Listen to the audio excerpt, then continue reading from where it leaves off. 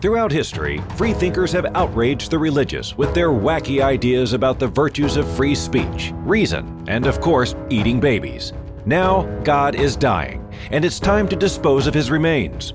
From the pits of hell, Satan sends two puppets of the imperialist West and the Zionist Jews against God, Islam, and tiny kittens to bring you their propaganda and conspire for a new world order. This is Secular Jihadists for a Muslim Enlightenment with Ali Rizvi and Armin Navabi. Welcome everybody to another episode of Secular Jihadists for a Muslim Enlightenment. My name is Ali Rizvi, and with me is Armin Navabi. First of all, Happy New Year. This is the first show that we're recording this year, and a lot is going on while the show's happening. The topic, what we're going to talk about, is what everybody else is talking about, is what's happening in Iran, specifically the what's happening with the U.S. and Iran, and all of the conflicts that have been started. So basically, first of all, just a quick recap. A little while ago, the Iranians, well, an Iranian-backed Iraqi militia attacked the U.S. embassy in Baghdad. The U.S. Later retaliated by drone bombing and killing a top Iranian military general right outside Baghdad airport. This is Qasem Soleimani. You've seen him in the news a lot. He was killed. He is the head of the Al-Quds division of the IRGC, which is the Islamic Revolutionary Guard Corps, the Iranian military organization. And as we speak, just before we kind of went on here and we started this show, Iran has launched about a dozen missiles, a dozen rockets into two U.S. bases, housing a lot of U.S. soldiers in Iraq. So that's where we are right now. The news is constantly coming out. There's been a lot of false reports coming out and retracted, so we're trying to keep track of it. Yeah.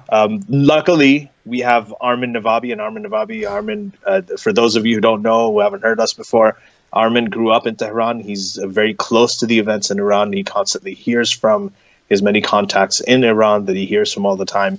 And his Twitter, I'll say right now, is Armin Navabi. It's at Armin Navabi. It's ARMINNAVABI.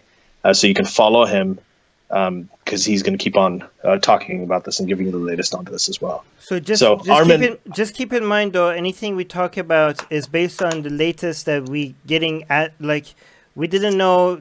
We scheduled the show for today.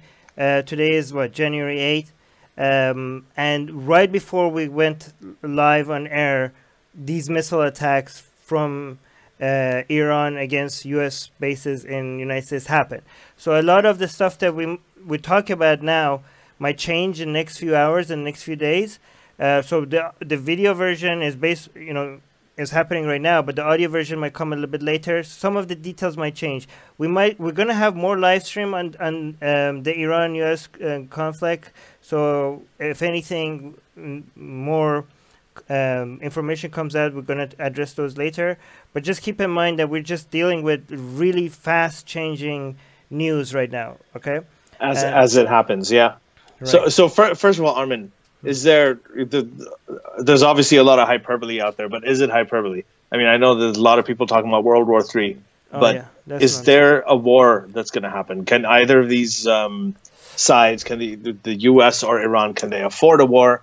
Is it something that they want? I think they both stated that they don't really want a war, but at the same time, they are motivated by, they're attacking each other, they're retaliating. The cycle of violence is continuing, and right now it's really, really intense. So is there going to be a war? Well, there's a dilemma. First of all, World War III is not going to happen. Like, I can't believe like some people are suggesting that, Iran and China and Russia are going to be on one side and the United States on one side. Like, what? Who like, are you guys? I don't know. Like, even some people that I follow and respect, are, like Kyle Kulinski was suggesting there's going to be World War III. No, okay. Russia and China are not going to go to war with the United States over Iran. Are you serious? Okay, so that's not going to happen. That's definitely an exaggeration. But the war, a full-out war between the United States and Iran, it is. I'm gonna try not to exaggerate. It's still less than 50%, but it's the highest it has ever been. In the past 30 years, the likelihood of it happening has never been this high, but still below 50%. I think I would have given you a different answer just a few hours ago, because just a few hours ago, the report that was coming out was that the missiles hit a U.S. base and 20-something Americans were killed.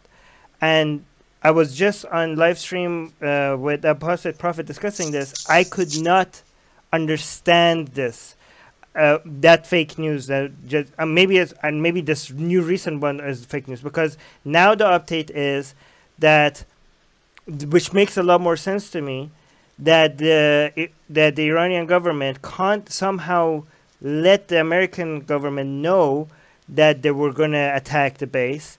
And again, this is just the latest version of the news. This might change as well. So that the Americans can pull out, so that no Americans die, so that it doesn't escalate to a full-out war, right? So they want de-escalation.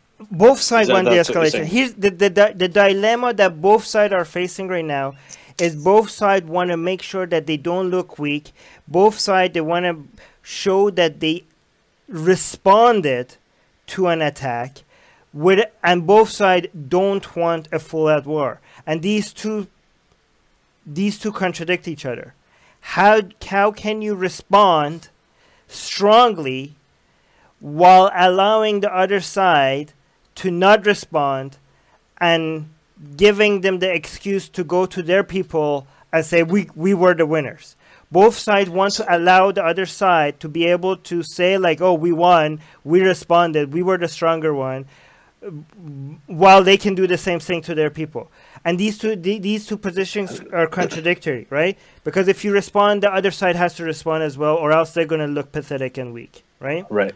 So I want to read, and I just want to confirm what I heard, because it actually sounds really bizarre. So Donald Trump just tweeted about 51 minutes ago. Okay, this is what he wrote. I'm going to read it out. He said, "All is well. Missiles launched from Iran at 2 military bases located in Iraq. Assessment of casualties and damages taking place now. So far, so good. We have the most powerful and well-equipped military anywhere in the world by far. I will be making a statement tomorrow morning." So he's going to make a statement tomorrow morning. By the time this airs on iTunes, this is probably going to be history. But you're saying that there's reports that the Iranians let the U.S. know when they were going to send out the missiles? Yeah. So here's the thing. This is going to look pathetic from Iran's part, because Iran's government's part. I have to say Iran government.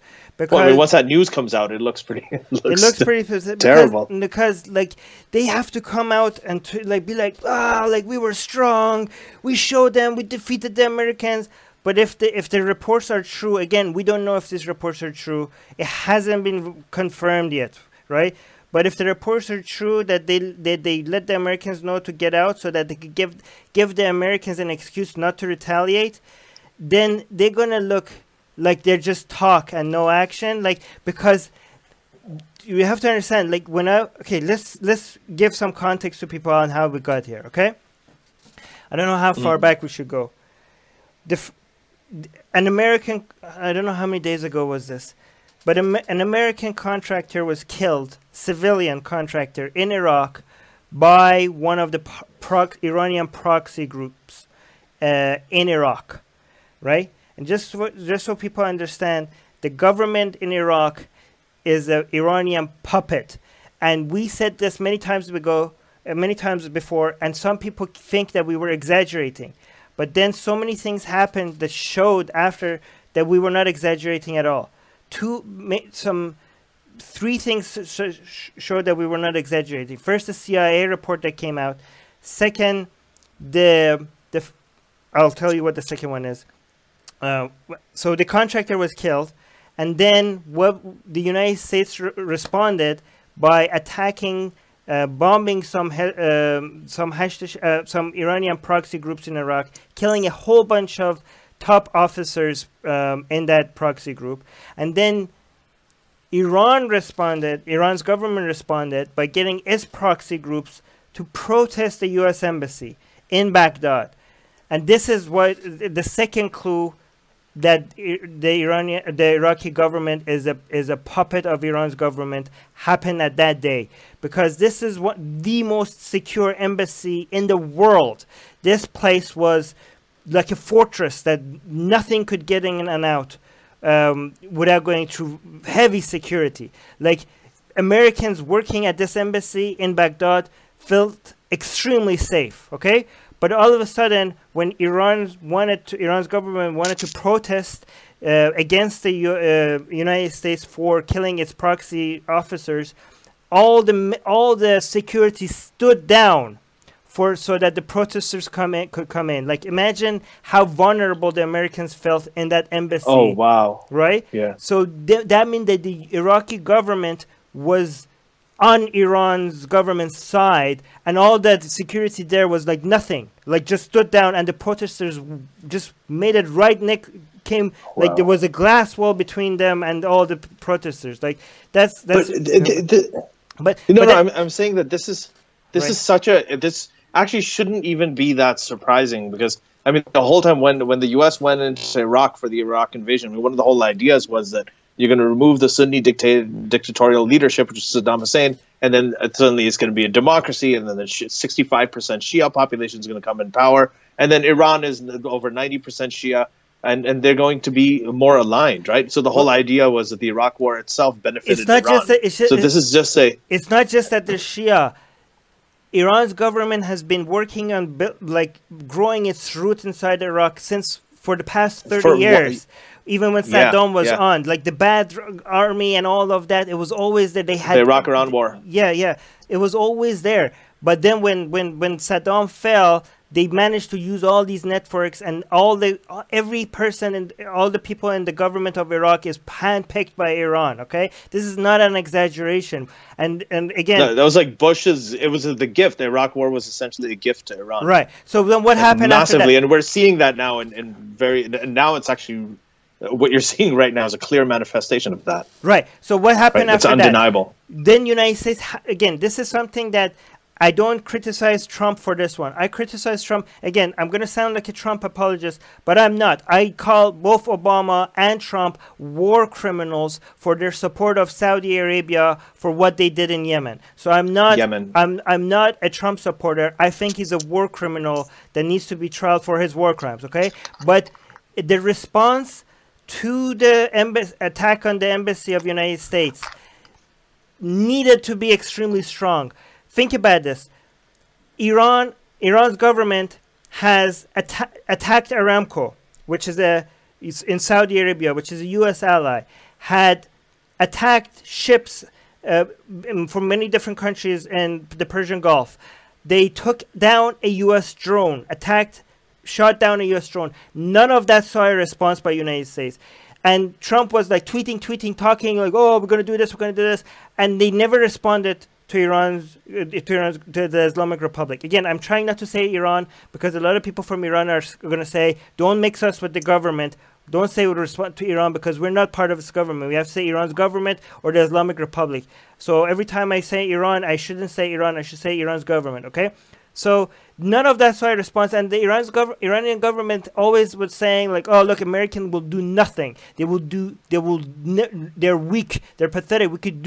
We own this area. This is our neighborhood. They don't belong here, and they will not do anything." But then, if the attack on embassy went without a response, that would prove their point, because remember, United States embassy in Baghdad, that's U.S. soil. An embassy in another country is part of your country, and that, you know, so this was an attack on U.S. soil.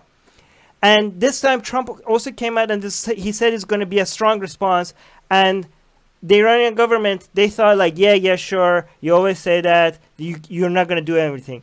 And he said that months ago. He actually said that he tweeted a long time that we're going to respond like very strongly. So it's not like he didn't. But nothing happened to those. But he responded this time when he said that we're gonna have a strong response, because there were other actions by Iran's governments didn't see a response.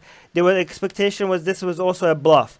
So I think the Iranian government was shocked by the taking out of the top general, right? The Qasem Soleimani. Qasem Soleimani. But I don't know if people understand how significant this was. Qasem Soleimani wasn't just a top general.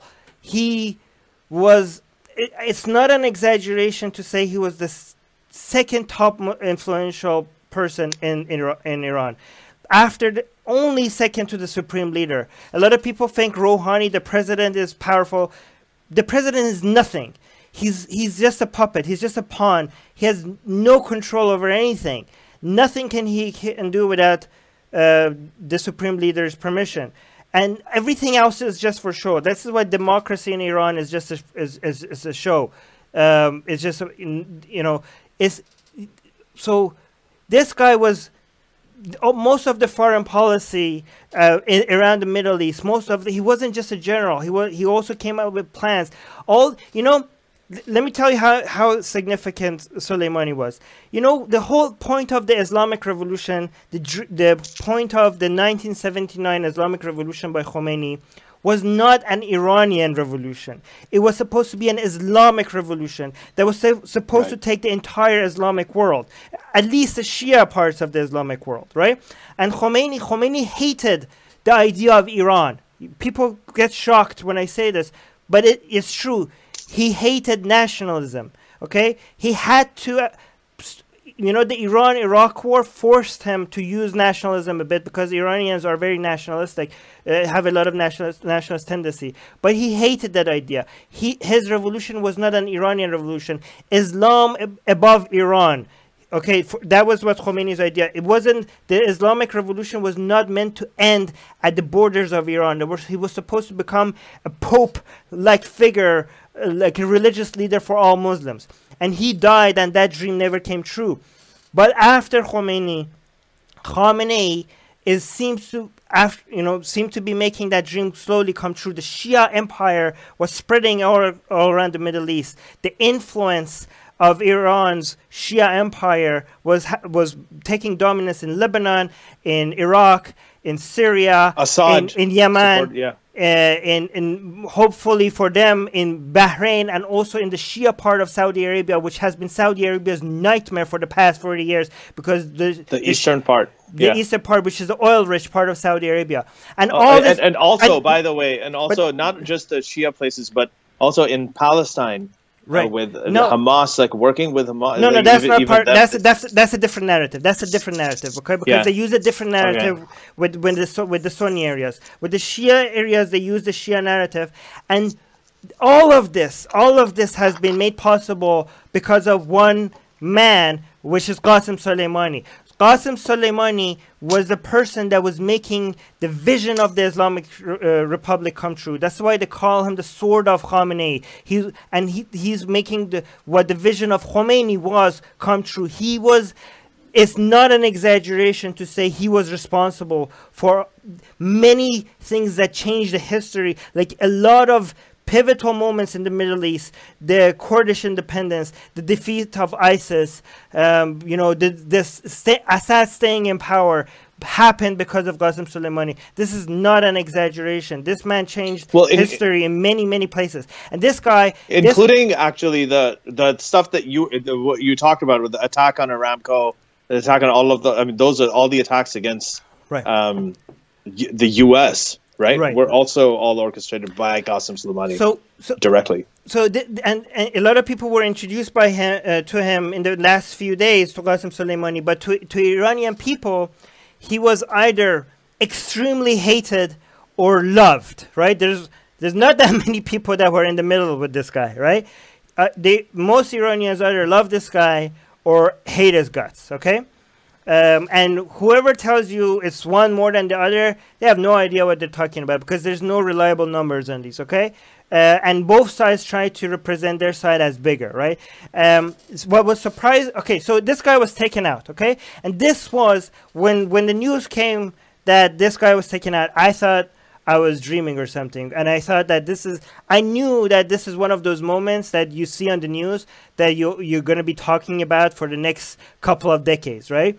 Like this is one of those moments that when he was taken out, it's going to be one of those moments that you refer to as before this event and after this event. Like, you know how you talk about 9/11, like you say before 9/11, after 9/11, post 9/11. I know this was one of those moments that triggers something like that in history, right? I got to interrupt you. There's been an update. So what you said about the U.S. Military knowing. So I'm seeing this around 11 minutes ago. This update. That a U.S. official is saying that the military had early warning of the missile attack. Right. So what you were saying is correct. Well, I mean, they don't say where they got the warning from, but it says a U.S. military official has told CNN, this is from CNN, that the military did have enough early warning of the ballistic missile attack on air bases in Iraq to sound the alarm. People in harm's way were able to get to bunkers in time. So that's that's an actual confirmation. Not sure. They're not saying where the warning came from, but I mean, you're saying that it actually came from the Iranians themselves, right? Or we just don't know. That's what. That would make more sense to me. Let me tell you why. Okay, so then they took out Soleimani. Okay, Qasem Soleimani. They took him out, and we knew that the reaction had to be strong. Okay, because this is why this is why it didn't make sense to me. When I was, right before this live stream, I was on another live stream with the Apostate Prophet, and we both went on, and this news was breaking in while we were on air. And what happened was, the news that we were getting was like a couple of Americans were killed, like 20-something Americans were killed. And that made absolutely no sense to me, because the IRGC, no matter how evil they are, the Islamic Republic, Revolutionary Guard, they're extremely strategic. Okay, they have. I mean, sometimes they make some blunders that they were pushed in, that they couldn't. They had no choice to.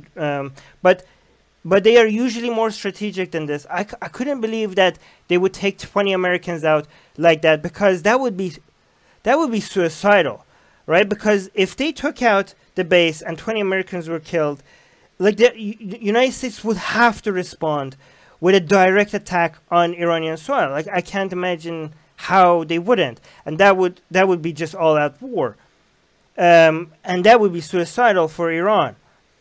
So, but my assumption was that they would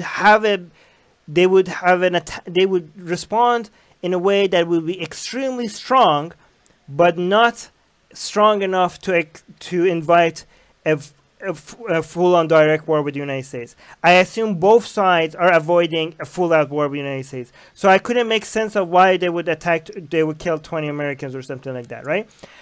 My prediction on Atheist Republic a couple of days ago was that the best response, the most strategic response by Iran's government would be to pressure the Iraqi parliament to remove the permission from United States for them to have their troops in Iraq, right? And that would be devastating for United States. It wouldn't be devastating for United States people. It would just be devastating for the plans of United States government. It would be great for United States people because it will save a lot of money. But it would be devastating for their plans. And Iran could come out winning from this. Iran's government, could come out winning in this and be like, look, our retaliation, we didn't even have to attack them. They shot themselves in the foot. They gave us the winning hand. They put we retaliate them by making them fully give Iraq to us. And imagine if they are successful at this, if Iraqi government. Again, this is going to be hard for Iraqi government to do, because right now they don't even have a government. They have like a temporary unanimous vote to kick out United States. We don't know how, but the problem with that unanimous vote was the Kurds and Sunnis were not there. This was there were only the Shias there, and they unanimously voted. This showed to me how influential, again, another proof of how influential Iran's government is on Iraqi government, right? So this was the third proof that we were never, like, long before we were saying this, we were not exaggerating. Again, the CIA leaked way after we told you how much control Iran's government has over Iraqi government. The second one that proved we were right was the security standing down when the protesters moved to see United States pull out. Because if United States pull out and Iran comes back with full control over Iraqi government, even more control that it has right now, that's going to again, that's the recipe for ISIS-like groups coming back. Okay. Because when the Shias controlled Iraq before, they weren't very nice to the Sunni civilians. You know, the Shia, the militia groups, which are the proxy groups of Iran, they go out ISIS hunting. But when they go out ISIS hunting, they're actually going out Sunni hunting. If you look at the Shia proxies in Iraq, they look at when they are attacking ISIS, they don't have the songs that they sing or the slogans that they have or the stuff that they write on the missiles, they're not anti-ISIS. They're anti-Sunni, all right? All Sunnis, not just ISIS, right? Like they consider all of the Sunnis as part of Al-Qaeda, and they see them as part of the same group, right? So like they see the messages is against Abu Bakr and people that love Aisha and people that betrayed Ali. We're going to take the revenge for the killing of Hussein, the people that are against Hussein. So they're talking about all of the Sunni people, and the Sunni people in Iraq, they see this, they know this, right? So that's why a lot of them are terrified about United States pulling out, right? So but a lot of people, but again, so some people in Iraq, here's the thing that most people are not asking, right? A lot of people are asking what Iran wants in the region. A lot of people are asking what United States wants in the region. And again, both United States and Iran's government, again, I said Iran, I should say Iran government, they love ISIS because they're both using ISIS as an excuse to stay there. If ISIS is not there, and their agenda, both of they say they're there to destroy terrorist groups, but they both are lying. United States is in Iraq not for ISIS. United States is in Iraq to stop Iran's influence. And Iran's government is also lying. They're not there to defeat ISIS. They want ISIS to be there a little bit so that they could tell people in the world that we're there to defeat ISIS. But they're there to spread their Shia empire. Okay. Their agenda is both different, okay? But so this is what the agenda of Iran's government is, and this is what the agenda of U.S. government is. But the question that most people are not asking is, what do the Iraqi wants? Because their country has turned into a playground, a battleground, a chessboard between two, powers fighting against each other, and they're just watching these people like ruining their country. And they're like, some people in Iraq are saying like, oh, Iran should stay, United States should go out. And some people in Iraq are saying, oh, United States should stay and Iraq should get out. And some people in Iraq are saying, maybe you should both get the hell out of our country and just let us rule our own country. Like, we don't have our own government. Iraqis are saying we don't have our own government. You guys are just picking and you're playing with our politics like it's your playground. Maybe just everybody should get the hell out of here and just let us elect a country, our own government. But the problem with that is that a lot of people say they're not ready to defend themselves against another ISIS type Sunnis trying to take revenge against the Shias. And again, if U.S. pulls out and Iran doesn't pull out, that's exactly the recipe for another sectarian group because Sunnis are going to now be angry against the Shia dominance. But the problem is, if United States pulls out, Iraqi government has all the legal means to kick out Americans, but they don't have any legal means to kick out Iranians. You know why? Because the Iranians don't even use their own citizens to be in Iraq. They have Iraqi citizens that are loyal to Iran, to Iran's government. So how can you kick out Iraqi citizens? That's their country, right? So this is why it's really harder for Iraqi government to get, even if they wanted to get rid of Iran's influence, they can't. These are the citizens, Iraqi citizens, that are loyal to Velayat Faqih back in Tehran. You wanted to say something? Yeah. I just wanted to ask you the question about this. So Donald Trump's tweet where he said all is well and, you know, we've got the best military and all that.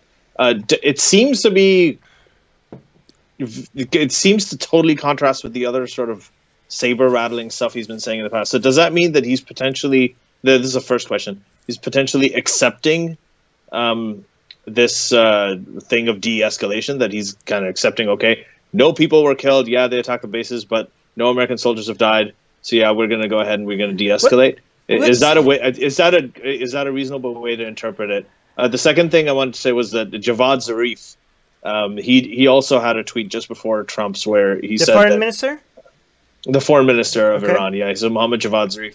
So he said Iran took and concluded proportionate measures in self-defense under Article 51 of the UN Charter, targeting base from which the cowardly armed attack against our citizens and senior officials were launched. Yeah. So he said that. So it seems like, does it feel to you like they're both ready to accept de-escalation? They were both okay. Both of these groups don't want a war. Again, a lot of people keep saying that Trump wants a war for re-election. I don't think so. Okay, I don't think Trump wanted a war. His base is different from other Republicans. Okay, Trump's base doesn't like war. Okay, Trump is not. Like, people will keep looking at Bush and the fact that he got reelected because of a war, and people think like, okay, it seems like it's a recipe for getting reelected. Trump's base is different from Bush's bases. Bush's base is actually, Let me add something. This is actually a really important point to understand. So, you know, there was this whole idea that when Bill Clinton, when he was impeached with the whole Monica Lewinsky thing, he launched those 2 cruise missiles into Africa to get Al Qaeda and to target Bin Laden, and that was a distraction. Yes, there's an element. It's possible that this is a distraction, but generally, Trump's base, which is something that doesn't really budge, the one thing that has made them really, really get turned off by Trump, his most loyal supporters, a couple of years ago, was the attack that he did on Syria. Yes, after the chemical attack. When he responded, and even though it was a half-assed attack, it was very strategic, not to really cause any issues. It was sort of more ceremonial and symbolic. That really, really upset a lot of his supporters. So any kind of foreign intervention kind of thing that Trump does, I mean, that's one thing that he swore off of. He was the odd Republican out, in the sense that when he was running against the other Republicans, he talked about how 9/11 happened on Bush's watch, and how he wants to get rid of these endless forever wars. He's constantly made that his rhetoric, and his base really, really tries to hold him to that. Right. So that's even for political reasons. The idea that he would launch a war for political reasons actually doesn't apply to him, because he basically does what his base wants him to do, and his base does not want him to do. Yeah, and a lot of people say like, "Oh, Trump's base will just follow him whatever he does." This is one red line. I think that's true with almost everything except this. And we saw that in the, like Ali said, we saw that in the bombing of Assad's bases in Syria. Yeah, we saw that. Like, his base, some of his most loyal following turned on him, right? So this is one red line that is unlike the other. So even his most loyal supporters, the people who were totally gaga over him, I don't know if it's enough for them to actually leave his side. I think eventually they'll come around, but it is enough of a risk for him not to do it for political reasons. It's enough of a risk to say that it's not a re-election strategy for him. Like, even if it doesn't hurt him, absolutely not. Even if it doesn't hurt him, it won't help him. Okay, so but I do think like the whole killing of Soleimani. This is why it's hard for me to say that was uncalled for, because it was very. I mean, they attacked the U.S. embassy. Okay, attack a U.S. embassy. This is so. There's two reasons why this was like a deja vu for United States politicians. One, the taking over of United States embassy 40 years ago in Tehran, right after the 1979 revolution, and the taking of 52 hostages of American personnel in the embassy. Right, that was a huge. That was the beginning of the bad relationships between, like, even after the Islamic Revolution in Iran, there was a chance for this mullah regime to still have some relationships with the United States. It was that the taking of the embassy that completely destroyed any possible relationships for 40 years until now, right? And that was one. This is the attack on the embassy in Baghdad. That was a deja vu for some older people, but for some younger people, right, the another deja vu was the Libya experience, right? And this is why Trump was also very sensitive about this, because Trump was like, we failed our our ambassador in Benghazi, and under Clinton's management, we didn't protect our citizens, and he died, and he's like, I'm not gonna make the same mistake. Our embassy is attacked. I'm gonna stand strong for our citizens, right? So the thing is that if Iran had done so much in the region without any response from the United States, so the dilemma was, how could we take a very, very strong action against Iran while not going out full military against any of their bases or anything like that, right? So taking out Soleimani seems like a good idea at the time, honestly, right? So again, I'm very critical I'm very, very anti-Trump, but on this, I can't see how many options. What are other options are strong enough against a country that just attacked your embassy? While not, I think. Yeah, no, sorry. I think that the recalling the whole embassy thing is actually pretty symbolic. I know, because there are people, especially with the Republican base. I mean, these people remember, the older people, they remember that the Iran embassy takeover, right, back during the revolution. And the other thing is, it's even the numbers is sort of symbolic. And this is something that Trump does. Is that he said he'd attack 52 cultural centers in Iran. Yeah, I'm going to get to that. There's this lot about that tweet was very significant. Yeah. Yeah, that was significant. And then the thing is, the 52 was also the number of hostages, right? Overall. Yes. He picked the 52 exactly. This shows that earlier embassy takeover was on people's mind when they were responding to Iran, because Trump he wanted it to go. He wanted them to go and think about that as well. That when this embassy thing happened. Like he's actually, by using these parallels, and this is one thing in which he is kind of strategic, and this is one thing he is kind of talented in. And by using that was you think of that number, of that number, and you think of the embassy takeover in Iran from the 70s. So this is, I think that they wanted very deliberately for people to recall that and hold that association and think about how grave and how terrible that situation was, and what a failure it was for the Carter administration at the time as well. So, but let's put that in contrast. But let's count the steps. Let's see where we are right now. Okay, so you had the earlier plan. You first go a couple of months back. Iran attacking Aramco, taking out the U.S. drone, attacking some ships in the Persian Gulf and around that area, and then we had the taking down of Iran attacking United States civilian by using its proxies. So this is that's when it started escalating, because now we're talking about the U.S. citizen. Okay, that's something the United States doesn't just let go, right? And then United States responded. So that's step one. Step two was the United States responded by taking out some of the top generals of Iranian proxies in Hashd-e-Shabi, or the PMF as the Westerners call it.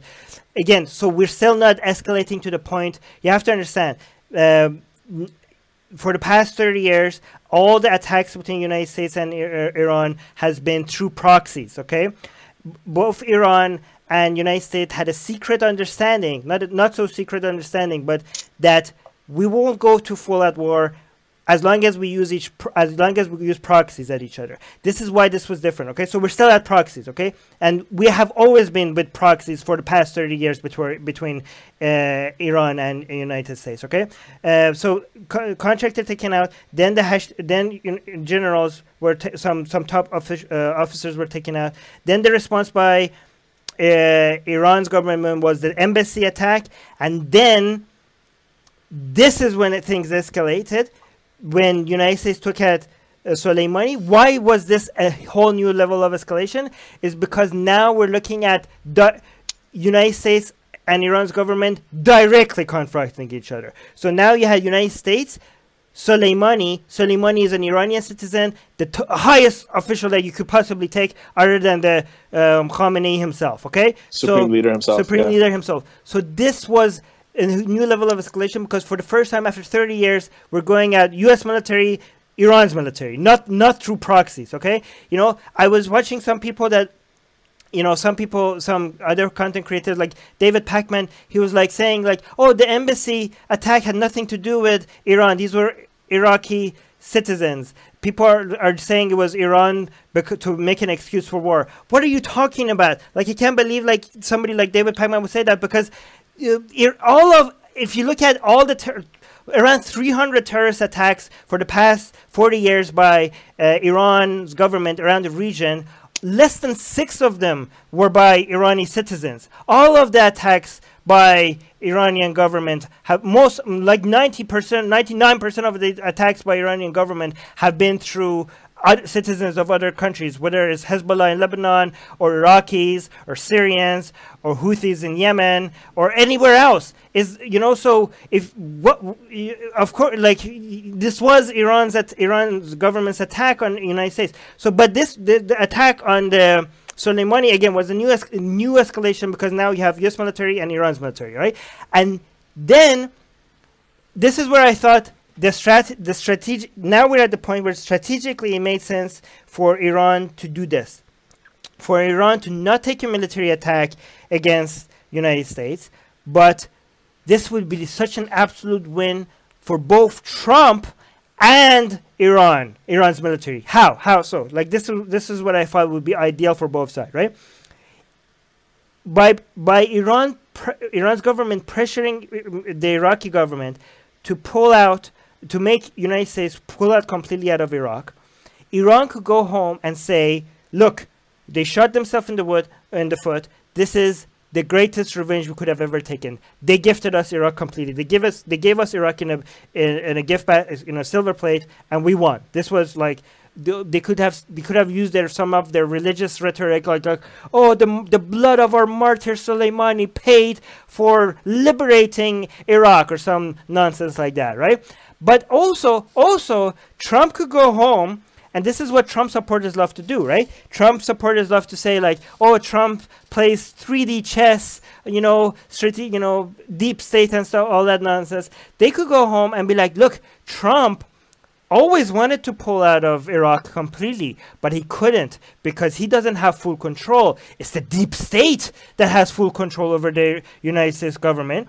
So he wants to pull out of Iraq, but he couldn't. But now he played like 3D chess, and he did this move against Soleimani, and now by making the Iraqi government remove the permission for the United States to pull out of Iraq, the Trump forced the hand of the deep state to pull out of Iraq, and now he achieved his promise that he's going to pull out of Iraq by pulling this. But again, that's nonsense. But that's the kind of nonsense that would sell to Trump supporters, right? But it would. But the problem is that has consequences. Because the thing is, we're talking about U.S.-Iranian relations, how they've, well, I mean, they're pretty bad, but it's never been this tense. But right now, what's more important, and this is a problem. This is I'm getting this from an article by Megan O'Sullivan in Foreign Affairs, which is about the U.S.-Iraqi relations, right? So Iraqi parliament votes for, they say, okay, all of the U.S. troops should be kicked out of Iraq. The U.S. has responded by saying that we're going to call sanctions against Iraq if it demands the exit of American forces.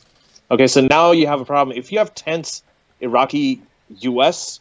relations, and if there's any kind of severing of ties between Iraq and the U.S., then all is lost. No, but okay, but let me finish. So there's the other thing. The other thing is, if you actually remove all of the U.S. presence out of Iraq, and this is something Obama tried to do, right? But it didn't work, because when you take that out, then suddenly you have fertile ground for Iran to go nuts, because they have a lot of influence in the region. You have fertile ground for ISIS to be reconstituted, like if ISIS can come back together. Yes. There's so much other stuff that can happen. So that's another reason. I mean, I'm saying this from the point of view of, if you're thinking strategically from American interests, it doesn't make any sense to actually comply with that. So how do you do that? Last thing, how do you do that? How do you actually keep your interests intact, and at the same time keep the Iraqi-U.S. relationship intact. No, but I wasn't talking. I mean? Okay, but I was talking about two different groups. You're talking about a different group of interests. By the way, we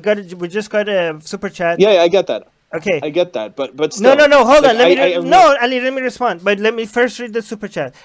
Super chat by Celestial Nightshade is saying, "How would the Middle East respond if Iran attacked Dubai and Israel?" We'll get to that. Remember that question, okay? Thank you for the super chat. But tell me, Ali. I was talking about different interest groups that you're talking about, okay? Iranian government.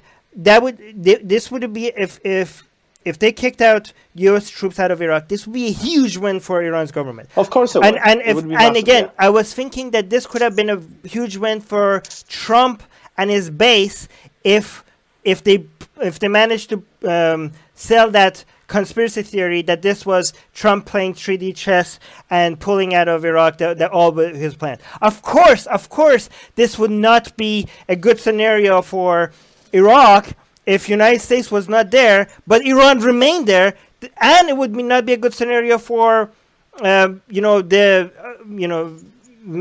States strategy in the Middle East, Trump, which is different from Trump and his base, okay? Because but even of course, base, even because sorry, go ahead. No, I of course, this is a rare moment. Of course, okay. There's a delay here. Of course, it would be if great. Trump stays there. There's a delay. I don't know what's going on. Go ahead. So I'm going to speak. Okay. So if here's the thing with Trump, yes, in the immediate thing, they'd be like, oh, he pulled out all the troops of Iraq, but that's not sustainable. If he sustains that, eventually it'll take a matter of how long do you think it'll take before the manifestation of Iran's influence in Iraq becomes like really, really apparent? Who cares? He just needs to get reelected. Do you think? Okay, Trump and his base. Trump doesn't care about what. No, Trump doesn't care about. Trump doesn't care. I gotta say this. Oh, sorry. Go ahead. Trump doesn't care about the long-term consequences to the United States. Trump only cares about re-election, okay? And this would be this would have been because all of that is now out the window with this new attacks, right? But this would have been a narrative that would have been a winning narrative, I think, for him and his base. Yes, strategically, it wouldn't make sense for the United States and its long-term interests if they pulled out of Iraq and Iran stayed there, okay? Iran's government stayed there. Obviously, I agree with you. Right? Yeah, politically, it would help, and it would be good for him politically in terms of re-election if he was doing this in October 2020. But if he's doing it right now, 11 months before, I think it'll become very, very obvious to his base. Because the thing is, generally, his base is, I'm really sorry, but they're generally very, very uninformed. Okay?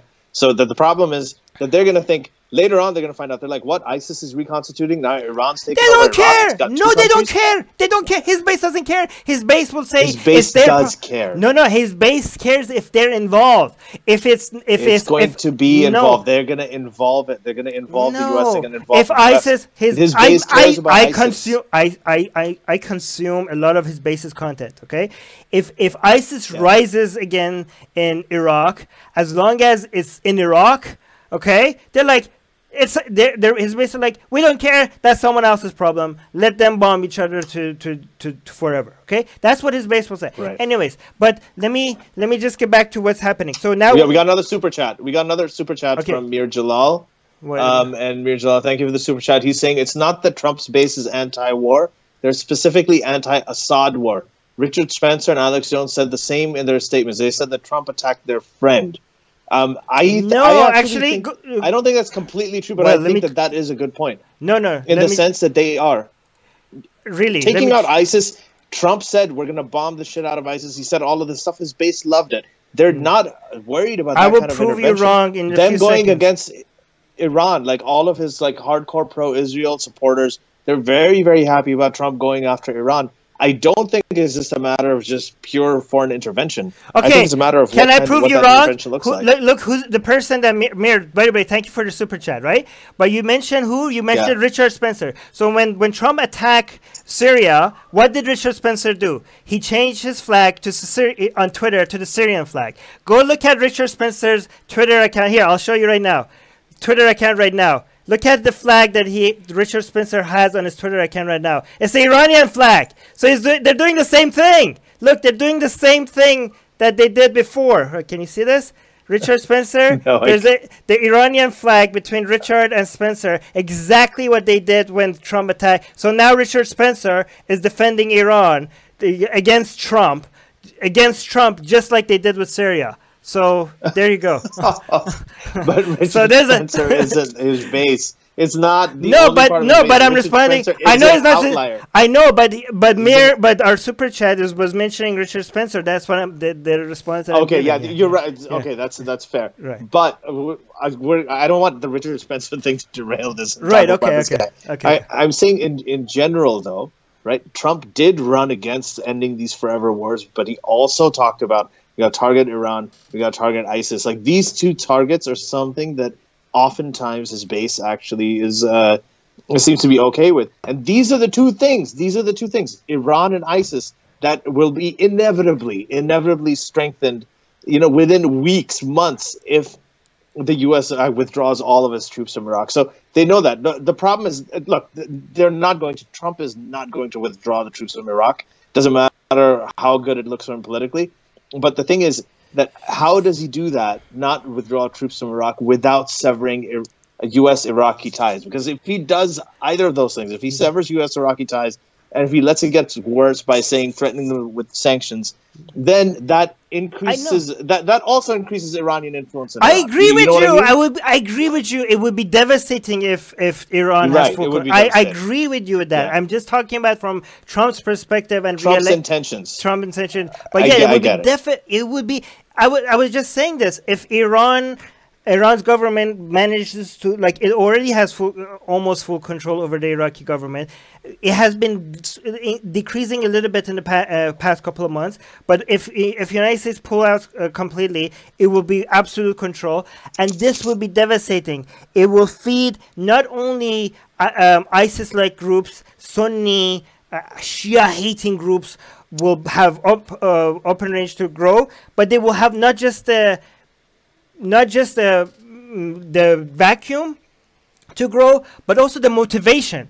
There will be a vacuum because the United States will be pulling out, but the motivation because the Shia dominance again, the Shia dominance of Iraq over Sunni people will give the will give the narrative to Sunni groups that they need the defense against the evil Shia people that are dominating over them. Right? This is exactly how ISIS was created. Yeah. But go on.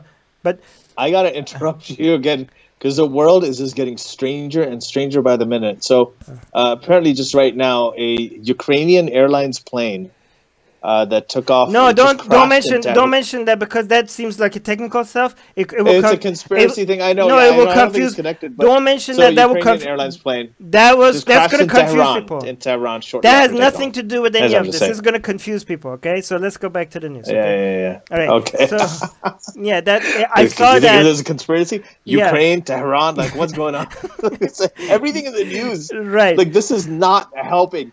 Do you doubt that nobody's gonna look at this? This is like one of those Jeffrey Epstein didn't kill himself moments. This is conspiracy fuel. What timing? I mean, I know this is right in the field day. And I this is the first time I actually wish, just for entertainment reasons, that Alex Jones was still on Twitter. All right, but let's get back because anyway. where were we? Because let's get back to it. Yeah. So we were at step what? What step were we? Okay, so. This would have been ideal. This and I predicted this, and it happened. Iran's government pressured, and it went. And I couldn't believe it. Just half a day after I said that, the parliament voted in, and it was beautifully done, strategically done by Iran government. The Kurds and Sunnis boycotted it, and it was a unanimous vote in the parliament. I'm like, wow, what a major win for Iran's government. But then, what shocked me was this morning was the fake news that apparently the fake news. I don't know. We'll see how things change. Was that the Iranian government hit the United States military base in Iraq and killed a whole bunch of Americans. Now we know they didn't kill anybody, but the reason why that was so shocking was because why would they do that? That seems to like that was so out of character to me. Like I was speechless. I was like, I have no explanation for this because it was so out of character for IRGC. Usually this seemed like such a Trumpian thing to do. It seemed like such an emotional reaction that seemed like suicidal. Like that, if you killed so many American citizens, soldiers, United States will have no choice but to go out on all-out war with Iran, and why Iran will not survive that. This was a scenario that neither Iran's government or United States government would want. So I didn't understand why would that be the news. But now it seems pathetic that they leaked the information, but it makes more sense that they leaked the information because for the United States to pull out this. But it seems very weak because a lot of I was watching a lot of the funerals in Iran. Like the number of people that showed up in Iran has for the funeral of Soleimani. I've never seen crowds that big in Iran. Like they have outdone all the protests against the government. It seems nothing compared to that. And I know a lot of the people on my side are going to hate this. A lot of Iranians on my side are going to hate this because they say, like, they're going to tell me, like, Armin, why are you saying the crowds were big? The crowds were big for the support of Soleimani only because the government of Iran forces people to come out, forces people to, they're going to lose their job, forces people like, oh, they're going to do this or do that if they don't put pictures of Soleimani out. That's not true because we have seen them use those tactics before, and the crowds were not this big. The crowds were never this big. The only time the crowds in Iran were this big were when Khomeini died for his funeral around 30 years ago. For 30 years, like the crowds that came out for Soleimani's funeral in all the cities were insane. So if people, that was crazy. And people are saying, like, Armin, even if the crowds were 1 million, and they say that's the highest estimate that you come up with, that's 1 million out of 81 million. Okay, well, come on. If you say that, then these are the same people that look at the protests that were anti-government protests. Well, what are you going to say about that? Because those didn't even reach 100,000. They didn't even reach 10,000. So what are you going to then? But Armin, like, what about the idea that this is because the thing is, I mean, these crowds came out, but there's also and yeah, I think that, you know, I was guilty of making this mistake myself too. But I think that it was probably because, like, what you're saying is that there's a lot of people who really love Soleimani and there's some people who hate him, but there's a lot of people who really, really like him. So, but is it, like, because the idea is that it's Iran, right? So you know how Saddam Hussein always had these huge turnouts for the elections and always won by 98% of the vote. I mean, is this something that could be orchestrated, considering we're talking about Iran? That all these people come out, or did they all come out generally? Not to this. Like, you know, the government does a campaign that you guys have to come out, everybody come out, and then they all come out. But the thing is that they have done that for the past 40 years. And we've seen the size of the crowds when they do that. This size of this crowd was unimaginable. Like, they couldn't pull off this. And and this is why. So I was one of the people who's skeptical. So I was skeptical too, but the number is way too high. Because also, if you look at the people that are showing up, it's not just the religious people. And this is why it's so interesting about Soleimani. Okay, so Soleimani was obviously a very religious man. But it's very bizarre. It's very surprising to a lot of people. A lot of people that hate the government, a lot of Iranians that hate the government in Iran also hated Soleimani. But surprisingly, some people that hate the government in Iran loved Soleimani. And that seemed like a contradiction. How could you hate the government of Iran, but Soleimani, you saw that as separate, okay? And this is a battle of two separate ideologies. It's a dance between two different ideologies among the people of Iran, right? So when I grew up in Iran, you always saw the Iranian people as members of two camps. It was very black and white in our mind as kids, and there was no, like, middle ground, right? This is why these new middle grounds, which I'm going to explain, seem a little bit confusing to people that are used to the two polar opposites of different groups in Iran, right?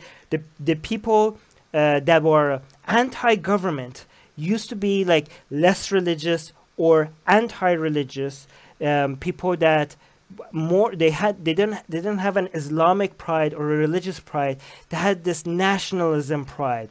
They had this Persian Empire, pre-Islamic, pride of what Iran was before this barbaric Arabs came and ruined Iran. They had this, they have this racist tendencies as well against Arabs, but also they were very some of them very anti-Islamic, some of them not maybe anti-Islamic, but definitely anti-Mullah regime. So this was one camp, more nationalist, more pro-Iran, not Islam. And you had the other camp. The other camp was more Islam, less nationalism, more, some nationalism, but at least religious nationalism, not like this whole Persian Empire nationalism. Nationalism mixed with Shiism, like a Shia version of, the Iranian pride was because it was a home for Shia Islam, that kind of mentality. And these two were in conflict with each other, right? For the past 40 years. And right. But yeah, another super. But I need. Yeah. Let's finish what you're saying, and then I'll get to the super chat. So, but what's happening? What the investment of some more strategic parts of this government has been to invest in the they tried investing in nationalism, not just religion, when the Iran-Iraq happened, against Khomeini's wishes, because Khomeini only wanted to invest in Islam, not in Iranian nationalism. But the Iran-Iraq war made them invest a little bit in nationalism. And now recently, after Khomeini's death with Khamenei, they're playing more with nationalism, right? And using nationalism rhetoric and narratives, and a little bit less on Islam. And it seemed to have worked. It seems to have touched a little bit of a soft spot on a lot of these anti-Islam people that want to see a strong Persian Empire that takes back the domain of the Persian Empire that belonged to them, take it back from the Arabs, that, these lands that were taken away from, by the Arabs 1400 years ago, bring it back to Iran, right? Show some dominance, show some strength, stop being this pathetic little country that is being used by all these Westerners, right? So that Persian pride seemed to be, a lot of these people saw Soleimani as this guy that was making those come true, and they were willing to look past his religious, his Shiism.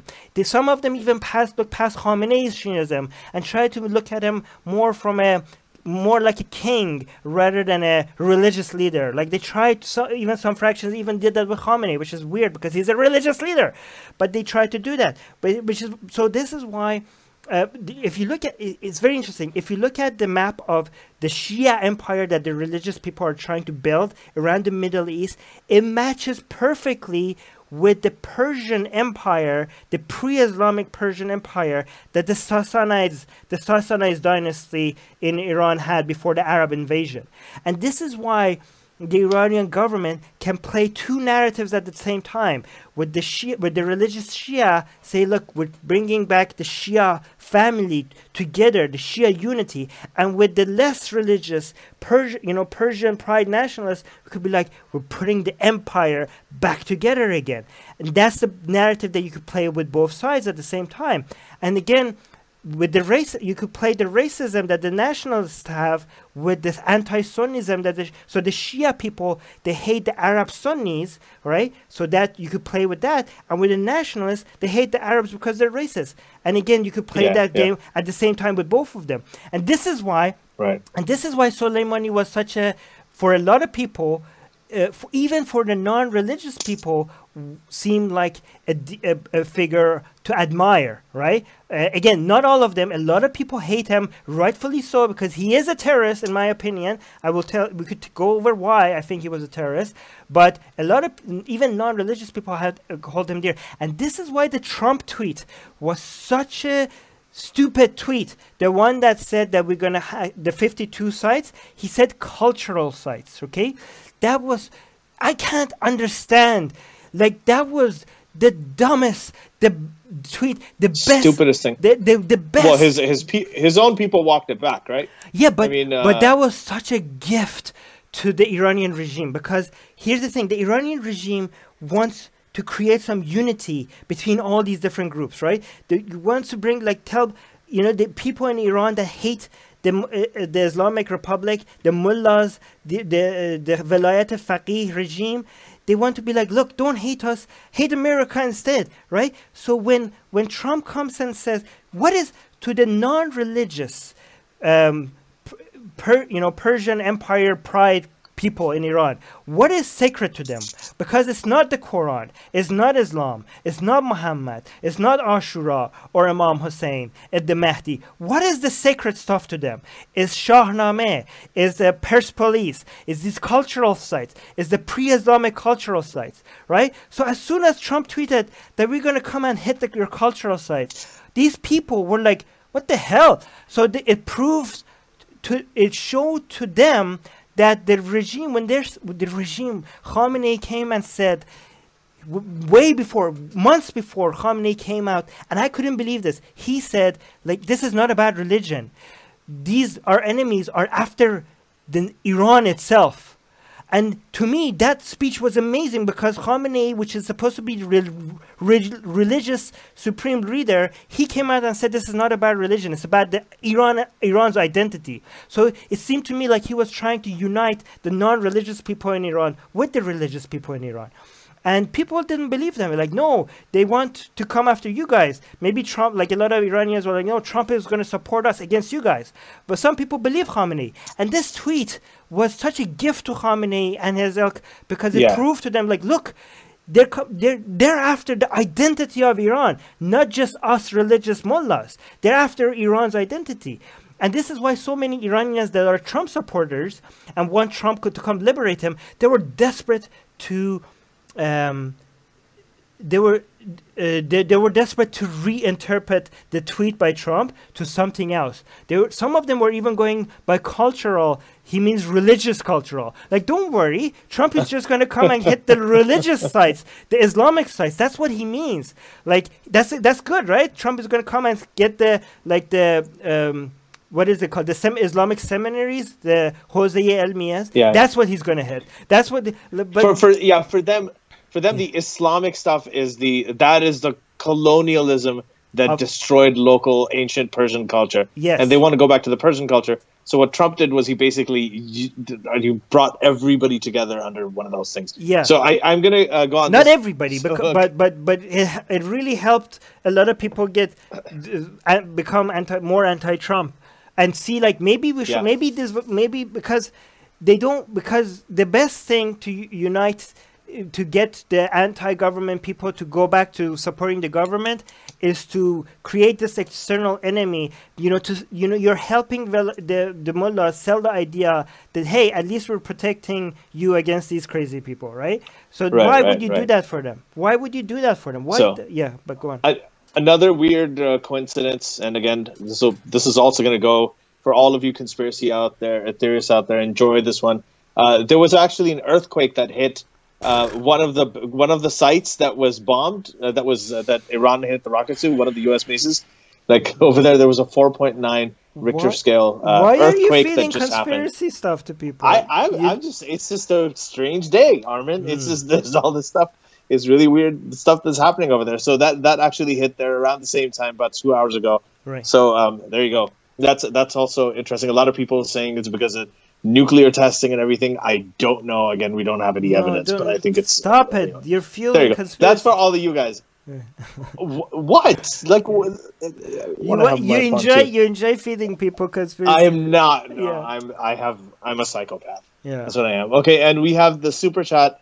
Azad Mufakkir is saying he's from New Zealand, and he's saying on a lighter note, Ali's beard is making me hot. I just, please keep on commenting. This is great. Yeah. My beard is making him hot. And he's also saying, how will the Democratic candidates deal with it? And I think that it's a weird thing. I think it's confusing a lot of them. I did see Elizabeth Warren, who was on The View, and she was arguing with Meghan McCain. Meghan McCain was trying to get her to admit that Soleimani was a terrorist, which, to her credit, she did. She said, yes, of course he was a terrorist. He was part of the IRGC, which the U.S. has designated a terrorist organization. So she said it. They're all the right thing for them. They're kind of caught in this thing where they don't want to encourage Trump's recklessness, that, you know, he's going to start another war in the Middle East, or in Iran in this case. And then on the other hand, they want to balance that with not looking weak. They also want to look tough, that yes, our embassy was attacked, and this is something that we have to retaliate against. But yeah, taking out Soleimani, he was a terrible, terrible person. He was a terrorist. He was everything. But this was not the right time and not the right way to do it. So I think that they're generally going with that approach in terms of starting a war. They're drawing parallels to when Bush started the Iraq war under false pretenses. They're saying that this is basically the outcome of that war. What good was that war when we're ending up here now in this situation? So this is the consequences of it. And now we're doing the same thing again. Trump's doing the same thing again. So I think that's their narrative. They're just like Trump is trying to recall, get people to think again about the Iranian embassy takeover in the 70s during the revolution. The Democrats right now are trying to get their base or their people to start thinking about the Iraq war and what a terrible mistake that was, and how this is the parallels with this. So, so just, you know, they have their thing. Yeah, go ahead. So just one thing I noticed is that everybody that wants to point out how bad Soleimani is, which he is, just they're so tribal about it. Like if you look at American outlets, they point to the Americans that Soleimani is responsible for their killing, right? And if you look at Iranians, they point out to the Iranians that Soleimani is responsible for their killing, which is everybody is ignoring Soleimani's main crimes, which is Sunni civilians, which is way more than the Iranians that were killed, and also the poor Afghans, especially the kids that were used as child soldiers. More than 5,000 of them apparently. This crazy. Like this shows to me like people they don't seem to care about human lives. They're just so tribal about like somebody is only a terrorist if they killed so many of your people. But Soleimani was a terrorist mostly to Sunni civilians. Okay, why do Iranians and Americans don't care about Sunni civilians? Right? Those are again hashtag not all. But, you know, I'm sure there are good people on all sides. But this shows that so much tribalism exists on all sides, right? But those are the people that Soleimani harmed the most. And he is a terrorist. I keep seeing people like Kyle Kulinski keep making excuses. They call him Soleimani a peacemaker. I mean, and did he really say? Yes, did he use that? Yes, yes. And no, I'll tell you why he said. Yeah, he did. And he also said, like, you know, Shias are not terrorists. The Sunnis are terrorists. You know why Kyle Kulinski thinks that Sunnis are terrorists and Shias are not terrorists? Because the Sunnis do attack Western civilians, but Shias, they're terrorists too. They're bigger terrorists. But they only see them. They see them as. I wouldn't say bigger. No, let me tell you why they're bigger terrorists. But because they are mostly killing Sunnis and not Americans. So apparently they're not terrorists because Shias are not killing Americans as much as Sunnis. Do you know what I mean? Like Sunni terrorists show up in Europe and North America, but Shia terrorists usually don't show up there. So apparently they're not terrorists because they're not killing your people. But in my book, they are terrorists because they're killing civilians of other countries. Because unlike you, Kyle Kulinski, I care about civilians not just in certain countries that I happen to be born with. I care about civilians everywhere. Soleimani was definitely a terrorist. In fact, Shia terrorist groups are bigger than Sunni terrorist groups. I can Hash the Shabi, Hezbollah, Kitab al-Hezbollah. There's so many. And they're way more well-funded. They're way more organized. They're way more trained than any of your ISIS and Al Qaeda and all the all the other Sunni terrorist groups combined. It's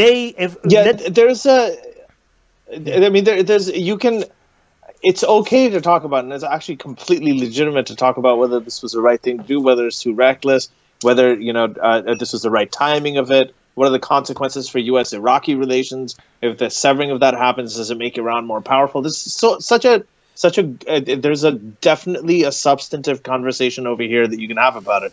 But part of that conversation, if you're trying to say that Qasem Soleimani was somehow a good guy or he's a peacemaker, that's a problem, because just because the guy is over there and he's not Western or he's not Jewish or whatever it is, just because of that, if you think that he's a great guy, I mean, especially if you're anti-Trump, I mean, this guy is basically, if you took somebody like one of these hawk conservative politicians that you really hate, like John Bolton or one of these guys, and then you to remove all checks and balances and just let them do whatever they want to, and there's no other branches of government to hold them accountable. There's no democracy to hold them accountable, and they're just basically running amok.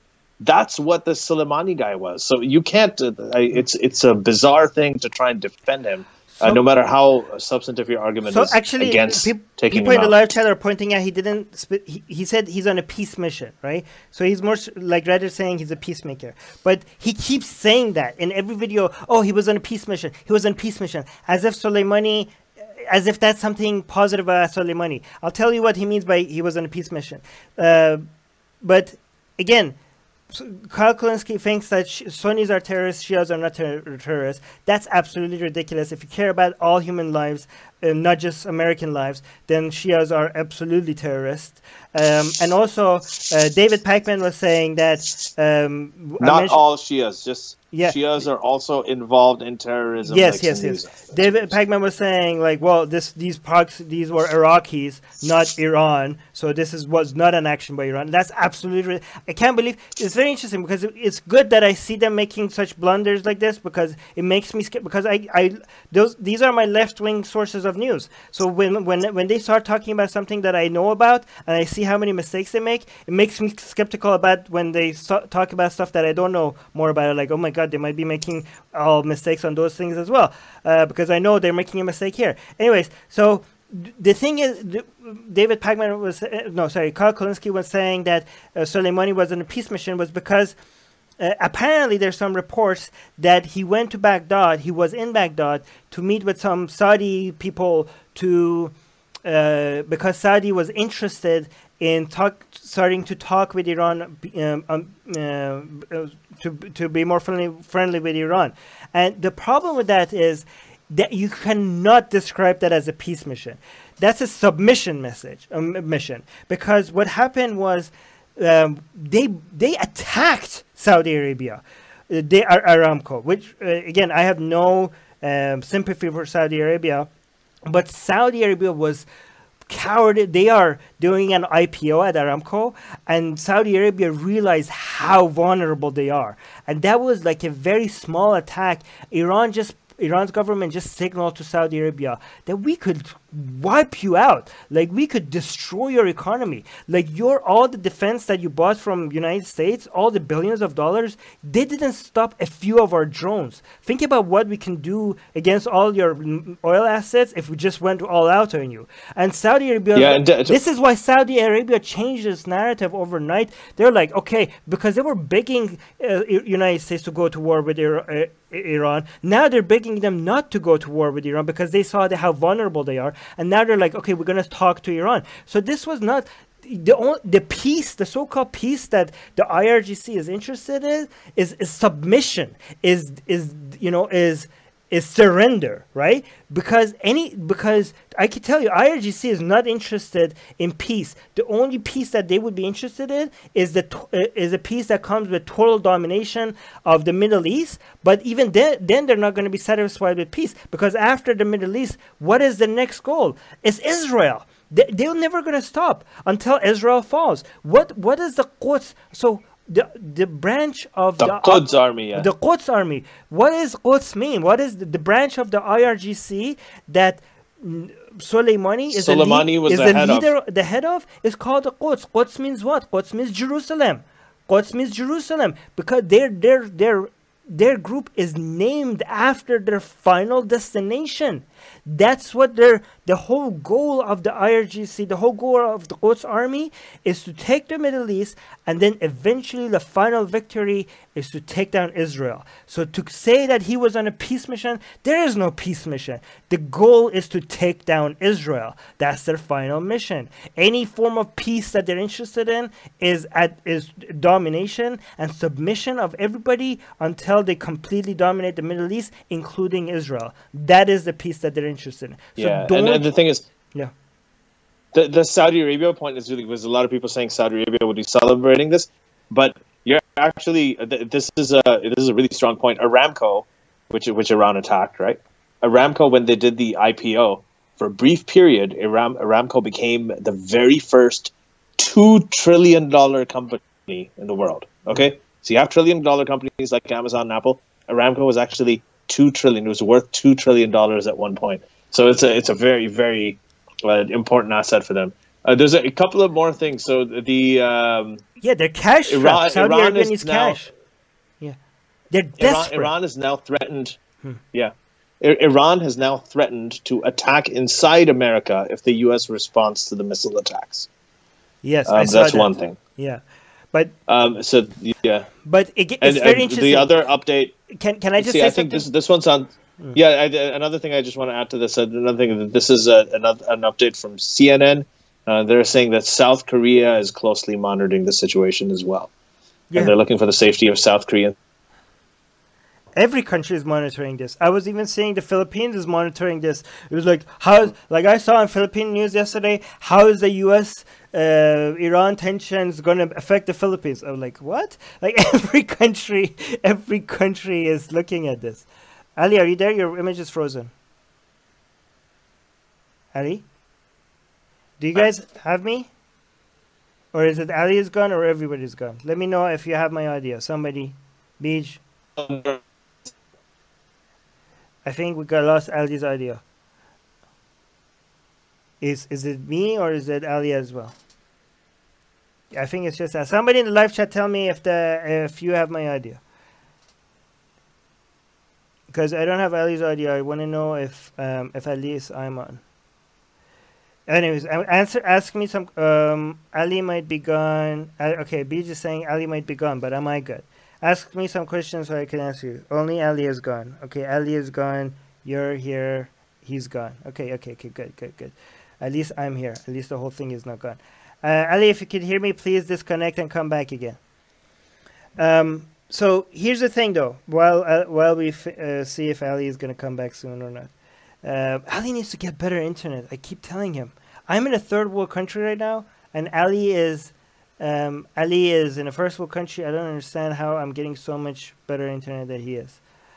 But okay, so what I was going to point out was that Iran's government seems to be doing something that they accuse Trump of doing. Okay, I'm back. Can you hear me? Yeah, I can hear. But let me just make this point. Yeah, okay, let me just make this point. Yeah, I got cut out. Yeah, let me just make this point.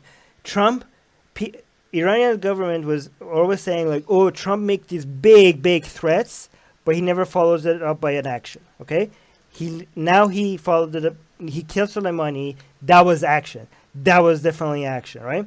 But now, if you look at what Iran's government is doing, which they are forced to do, is that they are attacking the United States base. They warn them to get their soldiers out, and they're beating their chest and like, oh, look at us, we're strong.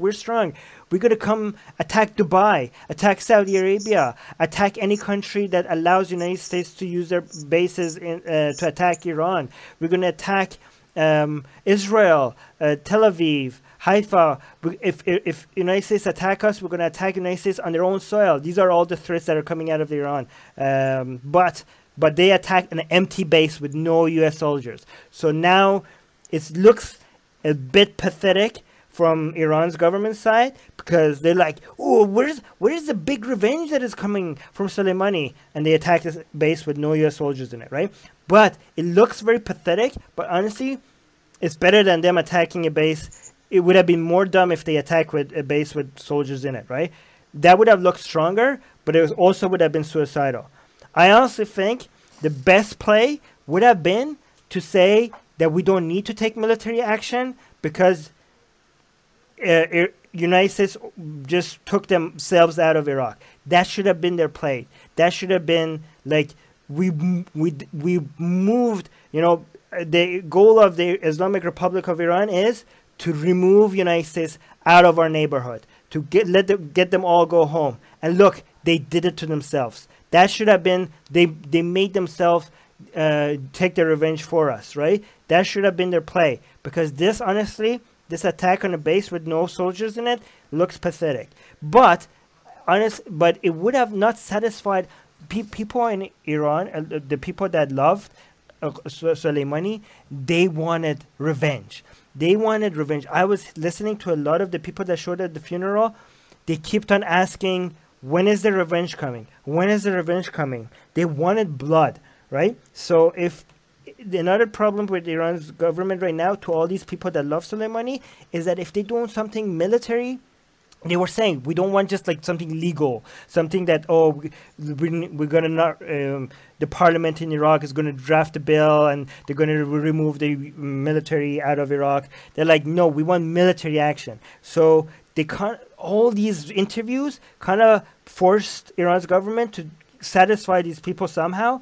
But I don't know if they're going to be satisfied, because it looks pretty weak if the news is solid that they warn the United States. Then the pro-Soleimani Iranian people are going to be like, what the hell? Why did we warn them, right? Why did we warn them? They took our number 2, and you can't even take low-level soldiers. Like, they're gonna demand blood, right? So I don't know how this is gonna play out. You know, how are they? But they're gonna. The Iranian government is just like Trump was in a huge dilemma: how to look strong, how to show to his base that he's strong, without escalating things to a full-out war. Now the Iranian regime is in the exact same dilemma. All these people in Iran that want revenge, they want blood, they want a military action. How could we show them that we're strong? How could we satisfy them? Because this is our base. I mean, the people that hate us, they hate us. At least these are people that love us, that love Soleimani. We can't lose these people, or else nobody likes us. So how could we satisfy them, but also not escalate to a full-out war? This is the dilemma that both Trump and the Islamic Republic is facing at the same time. And it's so hard to play this game. It's so hard. Like, how could they say, like, they're secretly telling each other, please don't retaliate too hard. Please let me have something to give.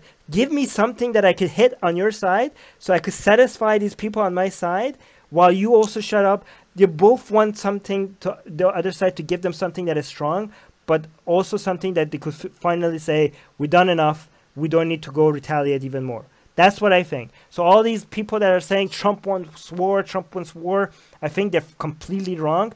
And, you know, I think they both want, but it's really hard to play this game, because the problem is that both sides, even though the top officials don't want a full-out war, there are people under them that want a war. There are some neocons around Trump, and these, you know, lobbyists and these people that sell weapons around Trump, that they want a full-out war. And there are also people around the main top figures that in Iran that want a war, and they know that this is such a delicate balance to play, and they're thinking that while Iran's government and Trump is playing this dance, if somebody makes a mistake, and if they could force their government to be like, no, this was not enough, push it a little bit more, they know that they could just push them to a full-on collision, right? So because they're so close, they're just trying to push them all the way in, and that's why this is why one small mistake or one small misreading of what the other side's intention is could trigger a full-on collision, and that's why it's so dangerous. Even though both sides don't want a full-out war, it's such a hard dance to play, to come close but not go all the way, and not let these people behind you push you all the way into a full-out war. Does that make sense? Yeah. Yeah, that makes sense. Yeah. A lot of what you're saying today, Armin, makes sense. Just today. Okay. this is someone was asking. I think the super chat, the New Zealand one. They were asking about how the Democrats plan to play this, and there is a tweet from Nancy Pelosi. She's saying we're closely monitoring the situation following bombings targeting U.S. troops in Iraq. We must ensure the safety of our service members, including ending needless provocations from the administration and demanding that Iran cease its violence. America and world cannot afford war. So yeah, that's also another thing that they're saying, that you take our rules of engagement, you follow, and then if this is something that is truly needless and is being done because of everybody's egos, and you're going to send American soldiers there. I mean, this is the one of the positions of Democrats is going to be you're sending American soldiers there. They're going to go there. They're going to get their hands and feet and their body parts blown off. Many of them are going to die in this situation of the war, just like thousands and thousands of them died in Iraq. And the truth is they all kind of died in vain. Right. That was really a war that was a complete waste. It was a complete waste of lives. If anybody who fought in Iraq and was injured and everything, I mean, that happened for absolutely no reason. It's a terrible thing to say, but unfortunately it's true. So the Democrats will probably take that position, and that's another angle that they're going to go with. Yeah, no. By the way, just to make sure that I'm not defending Trump too much, for people that think that maybe I'm making excuses for Trump. Nobody's defending Trump. Everybody knows neither not if people Trump fans. Trust me, I know people that come after me after these shows. It doesn't matter what they say. Let me just tell you something so that they can't say anything. None of this would have happened if Trump didn't pull out of that deal. None of this would have happened. None of this would have happened if the nuclear deal was still on the table, right? So, yeah, I know. Yeah. So here's the thing. So this threat about attacking inside America if the U.S. response to the missile attacks. So we've talked about whether there's going to be a war or not. Seeming from this like super crazy, super optimistic tweet from Trump, which is very uncharacteristic of him, right? Like it all is well, everything's great, everything's going. I mean, that's what he said. And I'm going to make a statement in the morning. Nobody died, and. So he's doing this in response to attacks by Iran on U.S. military bases in Iraq, and this amazing kind of optimism. The tweet makes sense. Yeah, I understand. You know why it makes sense? It makes sense, but yeah. Can I tell you why? Yeah, sure. Because look, both Zarif's tweet. Zarif tweeted that we conclude this. Yeah, we're concluding this. So both the Zarif tweet, which is the foreign minister of Iran, and Trump's de-escalation, tweet, both of them make sense, because Zarif is like, we conclude our responses, because Zarif is trying to be like, we're not going to do anything else. So it's a signal to United States, like, don't re-escalate this, because we're ending this here. And also Trump's tweet also makes sense right now, because he's saying all is well, because he's trying to say like, it wasn't that big of an attack, so we don't need to respond. I think it might seem nobody died. It seems like both sides are trying to say like, let's end it here. We don't need to go any further. I think this might be a sign from both sides. That's what I'm looking at. That's what it seems like to me, and I think that's what it seems like to most people. To me, I think that's what it is. But now this new threat, this threat to attack inside the U.S. if the U.S. responds, is that something that is going to? I mean, they've done that threat. Is that something Trump's going to take them up on? I think that he's going to get out of it. He's going to do that speech tomorrow, and he'll be like, we did this. This is why Trump was supposed. I think Trump was supposed to make a speech tonight, but then they stopped. But he didn't. Yeah, I think it might have been. Hey, what Mir is saying? Hey, my super chat. Okay, Mir? Stop typing the same thing. What's your super chat? Sorry, I missed it. We read it. Mir Jalal, we read it. Yeah, we already read. We did read it, Mir Jalal, we promise. Maybe you missed it, maybe. I don't know. Thank you, Beach, for modding, though. Guys, don't keep typing the same comment over and over again. Yeah. Okay, so... okay, I think it's good here. Let's... we should... And if you have any last questions in the live chat, I'm going to look at the Facebook live chat. Yeah, let me just check. There are a couple of questions, so let me just let's take a couple of questions. And also the tweet that I posted I'm going to bring up that tweet to see if there was any questions under that, because I asked people if they have any questions. Let me bring that up. Yeah, a lot of people actually in the live chat are asking about that plane crash. No, Ukrainian airplane crash in Iran. People asking about it. It crashed in Tehran.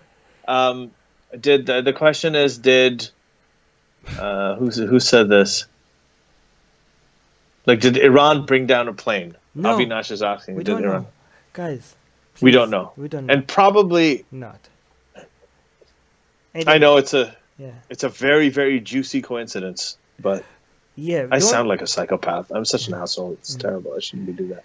Why did you say that? Now this whole video is going to get completely limited view. You can't say asshole? Yeah, no, stop saying that. Now it's worse if you say it multiple times. Oh, God. All right, let me read some of the questions that, because I asked a few on January 3rd what questions people have. Somebody has asked, how do Iranian citizens feel about the assassination? Is this good news for the Kurds in Iran? So the Iranian people... The Iranian citizens, you cannot say... Okay, if anybody tells you that this is what the Iranian people think, tell them to shut the F up, because like don't make such generalized claims don't on behalf of such large group of people, okay?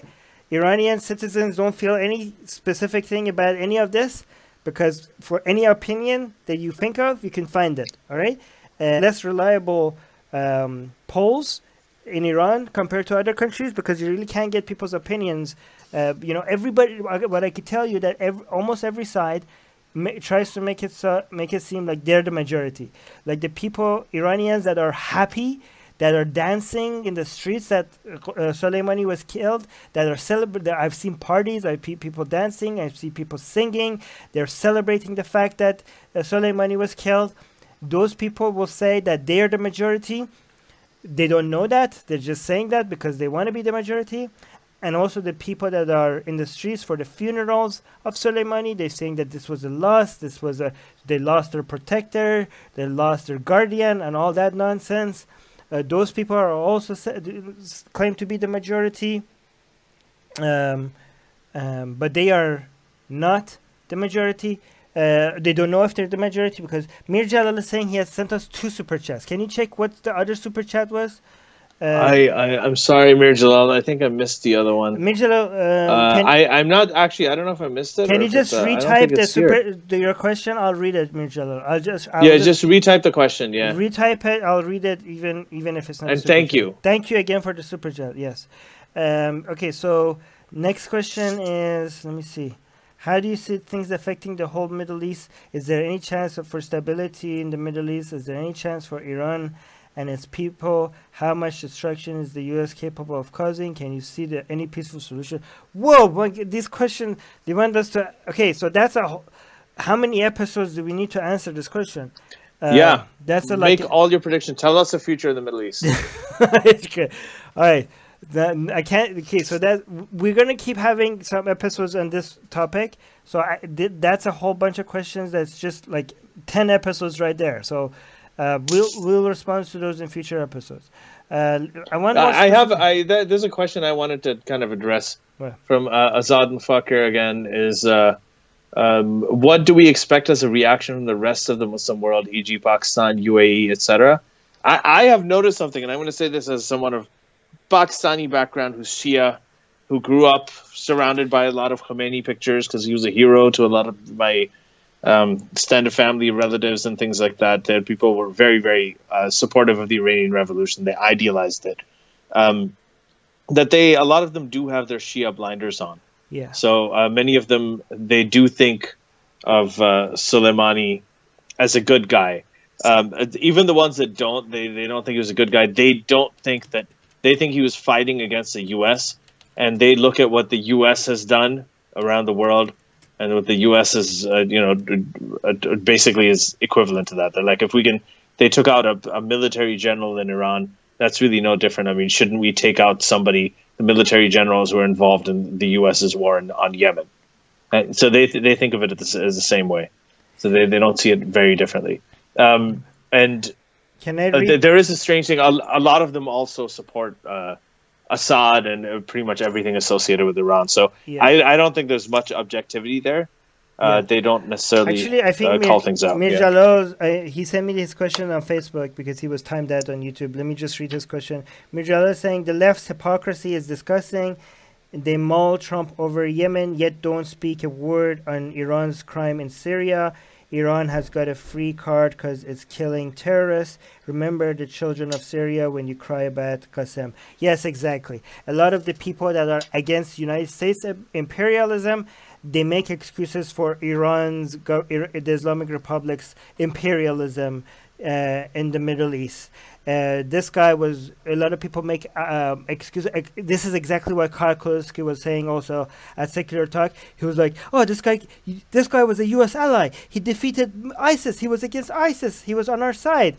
He didn't just kill ISIS, okay? He killed Sunni civilians, okay, for the accusation of being ISIS, okay? Just because now pro Al-Qaeda, because they attacked ISIS, huh?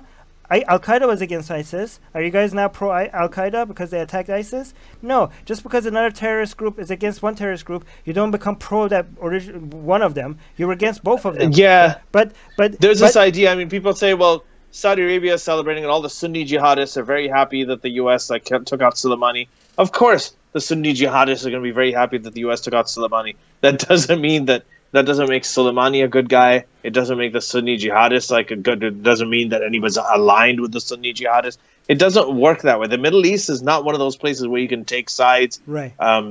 With different things, because there's a lot of factions fighting a lot of different factions, and there's the enemy of my enemy is not my friend is not the kind of thing that you can apply in any kind of Middle East geopolitics. You know, let me say something. Yeah, go ahead. A lot of these people are always asking, why is America there? What is American soldiers doing there? Which is a legitimate question. But you know what? They never ask, what are Iranian soldiers doing there? Okay, Iraq is not United States. United States has no business being in Iraq. But why don't you ask the same question? Why don't you be consistent and ask, well, Iraq is also not Iran. What is Iranian soldiers? Why are Iranian influences doing there? Why are you asking for United States to get out, but you're not asking for Iranian imperialist groups to get out? Exactly. You know, why are you not being consistent with your values? And again, one thing I could tell you is that I'm not going to say that. No, say it now. No, I'm not going to say it. Go on. Come on. No, it was wrong. You can add a disclaimer. No, it's wrong. I changed my mind in mere seconds, so that's why I'm not going to say it. Wow. Okay, so Armin can change his mind. That's great. And actually, he can. I know that. Yeah. So here's Sayyid Ali is asking, was it not good to remove Saddam? So this is actually, I think this is a really good question, because it gets to the heart of whether it was good to take out Soleimani or not. Because, so Saddam, for instance, terrible man, Iraq. The whole idea was that Saddam was a terrible man. He did terrible things to his own people, to Iraqis. He did terrible things to everybody else. So he was a complete tyrant. And it's good that he's gone. Nobody's going to lose any sleep that Saddam's gone. But what happened after Saddam was removed? After Saddam was removed, there was, people talk about the hundreds of thousands of civilian deaths in Iraq during the Iraq War. Most of those deaths were actually because of sectarian violence. So yes, the U.S. did a lot of damage in Iraq. It contributed to it by the whole bringing down Saddam and everything. And yes, you had an election and you had a Shia government that came around, and that had consequences. It made Iran stronger and everything like that. But it also plunged Iraq into a lot of problems after Saddam was removed. So the rise of ISIS, for instance, the growth of Iranian influence in Iraq, which we're seeing the manifestations of now. And the infighting, the Shia Sunni sectarian violence, the Kurdish, all of these factions fighting together, which was actually what resulted in the majority of the civilian deaths in Iraq during the Iraq War and the invasion by the U.S. So, the conclusion, what's the inference you make of this? That yes, it's a good thing that Saddam is gone, but it's very important the way that you do it. You have to have a strategy. You can't just have a tactic. You can't just go in and do something. You have to have a strategy. You have to think about what the aftermath is going to be, right? It's very famously, George Bush did not know the difference between Shias and Sunnis when the Iraq War happened. Okay, he actually did not know. He was asking about it. He's like, oh, the Shia Sunni, tell me about this. He didn't know, and he was the president of the United States. You can't go in and do things like that in the Middle East without knowing these things. Was there a way to have a regime change strategy? Yes, there probably was, but it should have been thought out. It should have been talked about. The aftermath should have been thought about. These are all very, very important things. And the same thing applies now, right? The same thing applies now. Nobody's arguing. Nobody's going to lose any sleep that Soleimani is dead. The problem is what happens afterwards. Has anybody planned for it? I haven't seen a foreign-led regime change that has went well since World War II. Has there any been any? The only one that went okay was removing Hitler by with the support of Americans. But has there been any other good examples ever since? I don't know. But Chris, if you can think of another good example since World War II. that was different. It was a regime change. It was basically it wasn't. It was in response to like a very, very aggressive kind of. I know, but I'm just saying that was the time that the United States was seen as like a savior of the world because they came out and helped. But ever since then, Vietnam, I don't know, everywhere else, Cambodia, Iraq, it's been like disaster after disaster. So has there been any other good examples ever since then? But Chris is saying. It was recently, Chris. We already responded to that. We don't think a war. I think it's still not likely that there's going to be a war unless the people that want a war manage to figure out how to create some confusion. Change things. As of right now, because you might be listening to this while there's a war going on, and you'd be like, "Oh, what?" But as of right now, as of the time that we are recording this, right. Both Jawad Zarif has said that we have concluded this thing by responding with the 2 missiles. Apparently, it seems that they warned the U.S. about it before.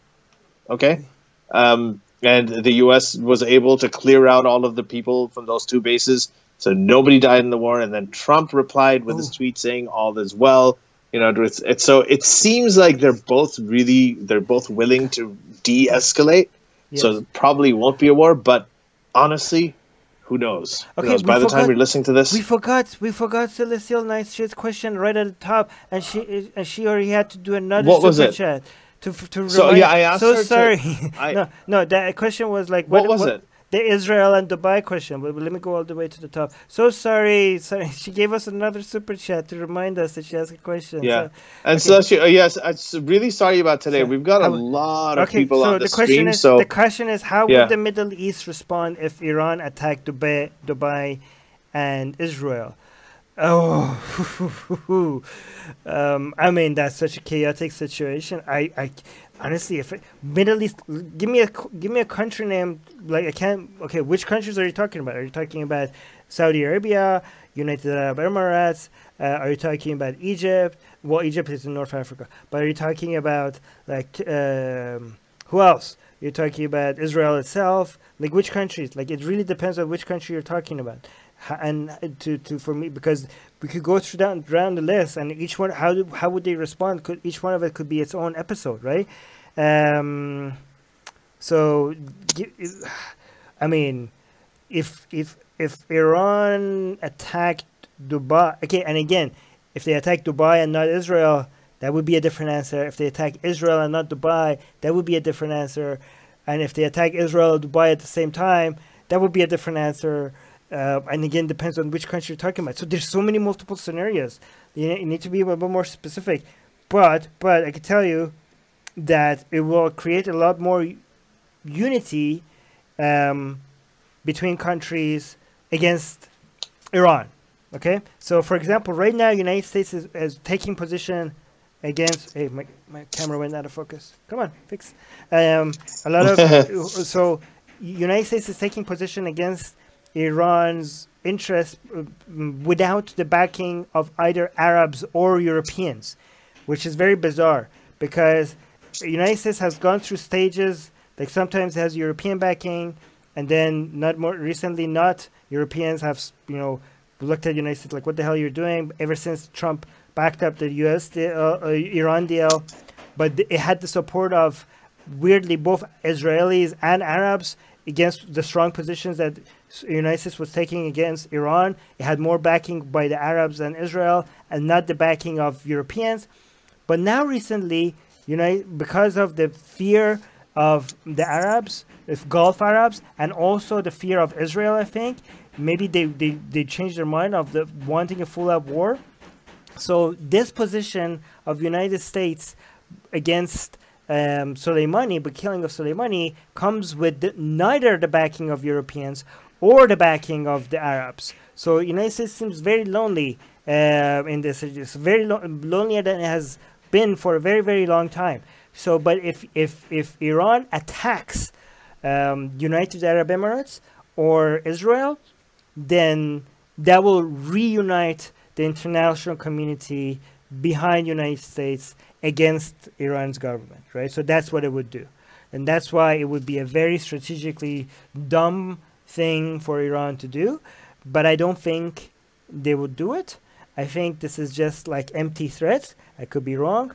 They could be forced into that position by neocons or like other people to, again, push. Again, you might be listening to this while we're in a full-out war, listening to this and be like, oh, Armin was actually wrong. But I'm leaving the possibility that somebody makes some stupid decision or makes some misreading or miscalculation. Again, it is when you're on such a thin rope trying to balance this, it's very easy to be tipped over to one side. So I don't think anybody has this is anyone's agenda.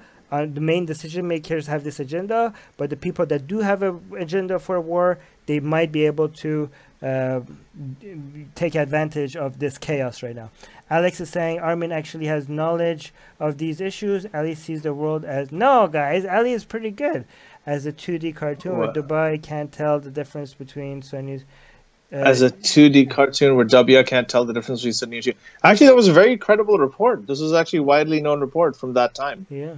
This isn't me speaking. This was from the Wall Street Journal and the New York Times, and they'd actually outlined a conversation that he'd had where he'd asked his, his staff and everything, someone in his cabinet, to explain to him the differences between Shias and Sunnis. Now the thing is whether all of that was false or fake news is another thing, but it's pretty widely accepted and a widely reported thing from back then. I think some of you guys may be a little younger than I am. Some of you, only some of you. Yuval, who's from Israeli, is saying that Israel won't hold punches if attacked by Iran or its proxies. Israeli commander-in-chief already said Israelis should brace for the worst war Israel has gone through. Yeah, I mean, of course, if Israel is attacked by Iran's military, it would be very unexpected for Israel to hold back, of course. Yeah. I mean, any country almost would. Yeah.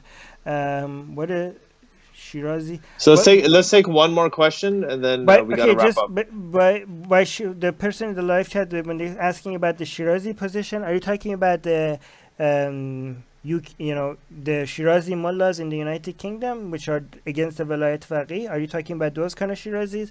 Which Shirazi are you specifically talking about? Okay, take one more question, Ali.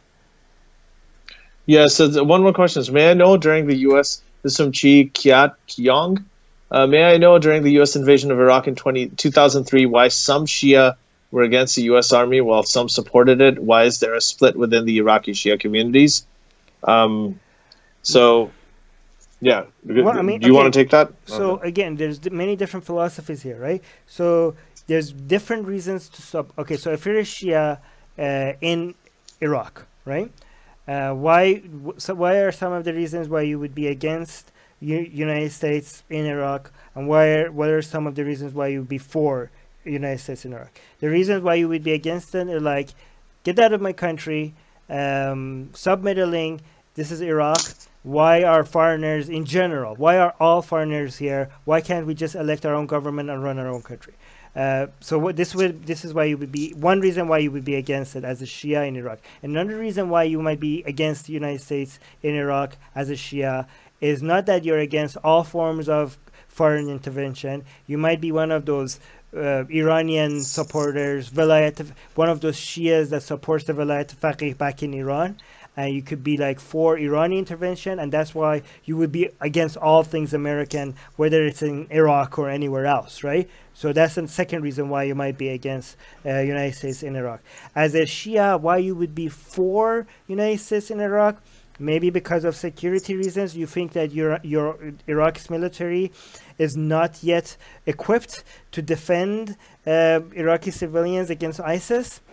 And you might think that Iran's is either not capable, or Iran protecting Iraqis against ISIS will flame sectarian divisions. So you think that the United States needs to be there to protect you Shias against ISIS because you're not there yet, you need help. What else? What other reason you might have? Oh, another reason why you might be for United States being in Iraq is because even if you might be a Shia that is not for the Velayat Faqih version of Shia Islam. You're not for, even though you're Shia, maybe you're not interested in Iran dominating the politics of Iraq. So you think that you might need United States in Iraq as a balancing against the influence of Iran in Iraq. So those, I'm not saying any of these reasons are good or bad. I'm just saying these are the possible scenarios why you might be for United States being in Iraq. It was kind of interesting because I think that there is also an element, the broader thing of nationalism versus religious solidarity. So there's the Shia story here, and there's also the Iraqi versus Irani story. So interestingly, when the Iraq War happened, you had Muqtada al-Sadr's army, the Al-Mahdi. Was it the Al-Mahdi army that he named it? Muqtada al-Sadr. Yeah, Mahdi army. Yes. Yeah. So Mahdi army. So he had done this, and he was actually he was pressing back against the U.S. And then on the other hand, Sistani, who was one of the sort of also an Ayatollah, he's an Iranian guy, he lives in Iraq.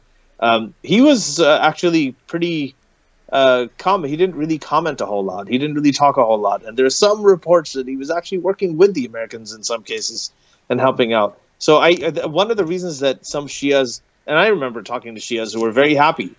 They're like, this is great. Saddam's going to go. Iraq is 65-70% Shia. They're going to elect a Shia government. The Shia is going to come back in power, and next thing you know, Iraq and Iran have an alliance, and the Shia is going to have a much stronger thing in the Middle East. So let me add there was some ambivalence there, but about Sistani and al-Sadr. By the way, can you hear the knocking? There's some construction going on. Is it bad? Yeah, it's not that loud. It's fine. Okay. I don't think anybody cares. No. Okay, so it could be a missile. Yeah. So here's okay. Hold on. Let me just say, Sistani and al-Sadr. These two, these Shia leaders in Iraq are seen usually as competitors because these are not Velayat Faqih version of Shia Islam. These are seen as competitor Shia sources of influence to the Velayat Faqih back in Tehran, right? So a lot of times they are sometimes working with each other, with Iranians, and sometimes they're against each other, and keeps going back and forth. But the problem with United States taking out, Shia militias in Iraq is that it forces, because the Shias become so defensive against Americans taking out Shia positions, is that it forces. It might, some people argue that it might forces these other major sources of influence in Iraq to be backing militias, to be supportive of Iranian-backed militias in Iraq, because that's such a popular thing at that time to say. Because here's this is another thing that Iran benefits from this whole situation. All the attention from the protests in Iran has been now taken away to all of this. Iran could really benefit a little to show a little bit of a unity, and not just between the Iranian people to support the government, to create that illusion that there's some unity because of all the thousands, hundreds of thousands of people that came out for the funeral of Soleimani, but also to show some unity in the Middle East, at least among the Shias, right? So this really helps them, especially at this time that the protests showed so much division in Iran, and people are like, oh, look, the Iranian people want to topple the government. But now they're like, look, we have more people actually coming out on our side. We have bigger crowds than the protests coming out on our side. And it's very interesting because these Shia, the Sistanis and al-Sadrs of the world, after the protests in Iran, they came out against the Velayat Faqih, and they were like, maybe don't stop mistreating your people, right? So those protests was helping create divisions, move opinions away from the Islamic government. But now these attacks on Soleimani is helping the Islamic Republic force people to have messages of unity with Islamic Republic. So they are trying to cash in as much as possible, because this illusion of unity is not going to last long. But it's very impressive if you look at the number of people that are out there in the street, and if you look at all the messages of unity to Iran from all these Shia sources, and even some Sunni and even some Christian sources I've seen, in Lebanon and weirdly. This looks very impressive, but it's not going to last long, because the underlying sectarian divisions between Sunnis and Shias, and the non-Velayat Faqih Shias versus Velayat Faqih Shias, and the underlying economic problems that people have in Iran is going to come. These PR strategies are not going to make those go away. You're not going to PR and demonstrations in the street is good. It's good show. But it's not going to put bread, it's not going to put food on the table for Iranian people. Those are going to still be a problem that you need to solve. By the way, with regards to the question about the Shirazi Imam, which are not Velayat Faqih, honestly, the question you're asking, I don't know what the answer to that is, because I don't know. Whenever the Shirazi Imams speak, it's mostly against the Velayat Faqih in Iran. I haven't paid attention to their position on the U.S. or any other country, because most of their positions that get attention is their position against Velayat Faqih people. So I don't know the answer to that question. That's a good question. Anyways, Ali. Right. So anyway, we're gonna wrap up. I want to read this the comment from RPG Gamer Guy saying, I think Armin and Ali should start a secular jihadist news hour. One of the reasons I watch this podcast is because they're both completely unbiased and report only the facts as it should be. I really, really appreciate that, but I don't think we'd say we're completely unbiased. I think everybody has their own biases. We try to be unbiased, but it's we try to talk about part of here's a trick actually. Part of trying to be unbiased is knowing that you will fail, right? Because knowing that you are going to always have some bias will make you conscious to try harder, to know that there's always some bias there, and you always try to notice your bias. Because if you think you have no bias, then you're failing at recognizing your biases, right? In fact, sometimes the biases that you can't get rid of, at least be transparent about those biases, because it's impossible to be unbiased. Like, for example, some biases that I know I can't get rid of is my anti-Islam bias, right? So I know I can't get rid of that bias. So at least what I'm going to do, instead of getting rid of that bias, is to tell you that I have that bias and be transparent about that bias. Yeah. So anyway, well said. Anyway, we're going to wrap this up now, and this is not going to be the first live stream about this. We're probably going to do, we're going to talk about this a lot. So, in this case, again, I just want to repeat, Armin Azad is saying follow. Azad is saying, get on that Patreon, goddammit. Yes, people, please support this show. We're doing a lot of work. It goes a lot. The work that we put in this show, is not just what you see coming live. It's a lot of reading, researching. There's a lot of. And we have a whole team that's also working on getting this stuff out there. That are editing, cutting the videos in small little pieces. We have to pay them. Please help us support this show. The link is in the description. Become a patron today. Thank you. I always forget to plug the show, but Azad, I'm grateful that Azad is in the live chat to remind us. He or she is saying, get on that Patreon, goddammit. Yes, please, guys, support this show. That's for the link. The link is the link. Go on. Yeah, it's a patreon.com/sjme. So if you go there, there's a lot of choices. What you can do is you can pay per episode. You can cap it to just $1 a month if you want to. I mean, it's whatever you want to give. And if you can't financially support the show, again, that's perfectly fine. Share what we do on your social media, on your Twitter, Facebook, Instagram. If you can't support us financially, share, because... And give us reviews on iTunes. Yeah, reviews on iTunes, because Facebook and YouTube don't like the topics that we cover. It's very, so they don't recommend us. They don't let our channels grow. The algorithms have completely changed against us. So, all the other channels that grew, they did it before these algorithm changes. So we are the major disadvantage here. So please we rely, because we don't have the algorithm on our side. We rely on you guys sharing our shows. So please, if you can't, if you cannot support us financially, please share our videos, and we're grateful. Right. There's also requests from Mars for more Q&A episodes. So I think we could do that. I don't know. But let us know. Let us know if we should do maybe one Q&A episode a month, or once every 2 months, whatever you think. We should do it. We'd be happy to do that. I think that was a lot of fun, and a lot of you really enjoyed it too. I think we had a lot of questions. It was actually a really, really good episode. The time totally flew by. But yeah, this is a very important topic. I want to stress again that everybody follow Armin Navabi. It's especially on Twitter. It's Armin Navabi, and it's his name. That's his handle. Well. He's got a lot of really, really good perspectives on Iran. A lot of people who want to know about what's happening in Iran actually follow him for it. And he has direct contacts in Iran that he gets content from. He gets videos and everything from that he posts and he shares. Or just watch Secular Jihadists. I also, whenever there's an important subscribe to our channel, YouTube channel. Yeah, subscribe to our channel, and you'll get that as well. Yeah. So make sure you do that. Anyway, Armin, thank you for this. This was now I know I think everything to know about this. We're going to be following this. If anything else happens, I'll let you know. Yeah, we might have to do, if this escalates, we might have to do more live streams on this. Yeah, we'll do it. And it'll be a lot of fun. Oh, I'll be looking forward to it. Beej is awesome. Beej, you're awesome. All right, guys.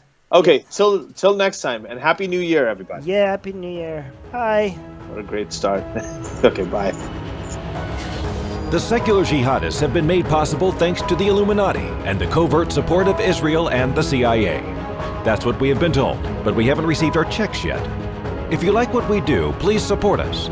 Share the podcast with your friends. Write and tweet us with topic and guest suggestions. Or head over to secularjihadist.com and give $1 or more for exclusive access to live video.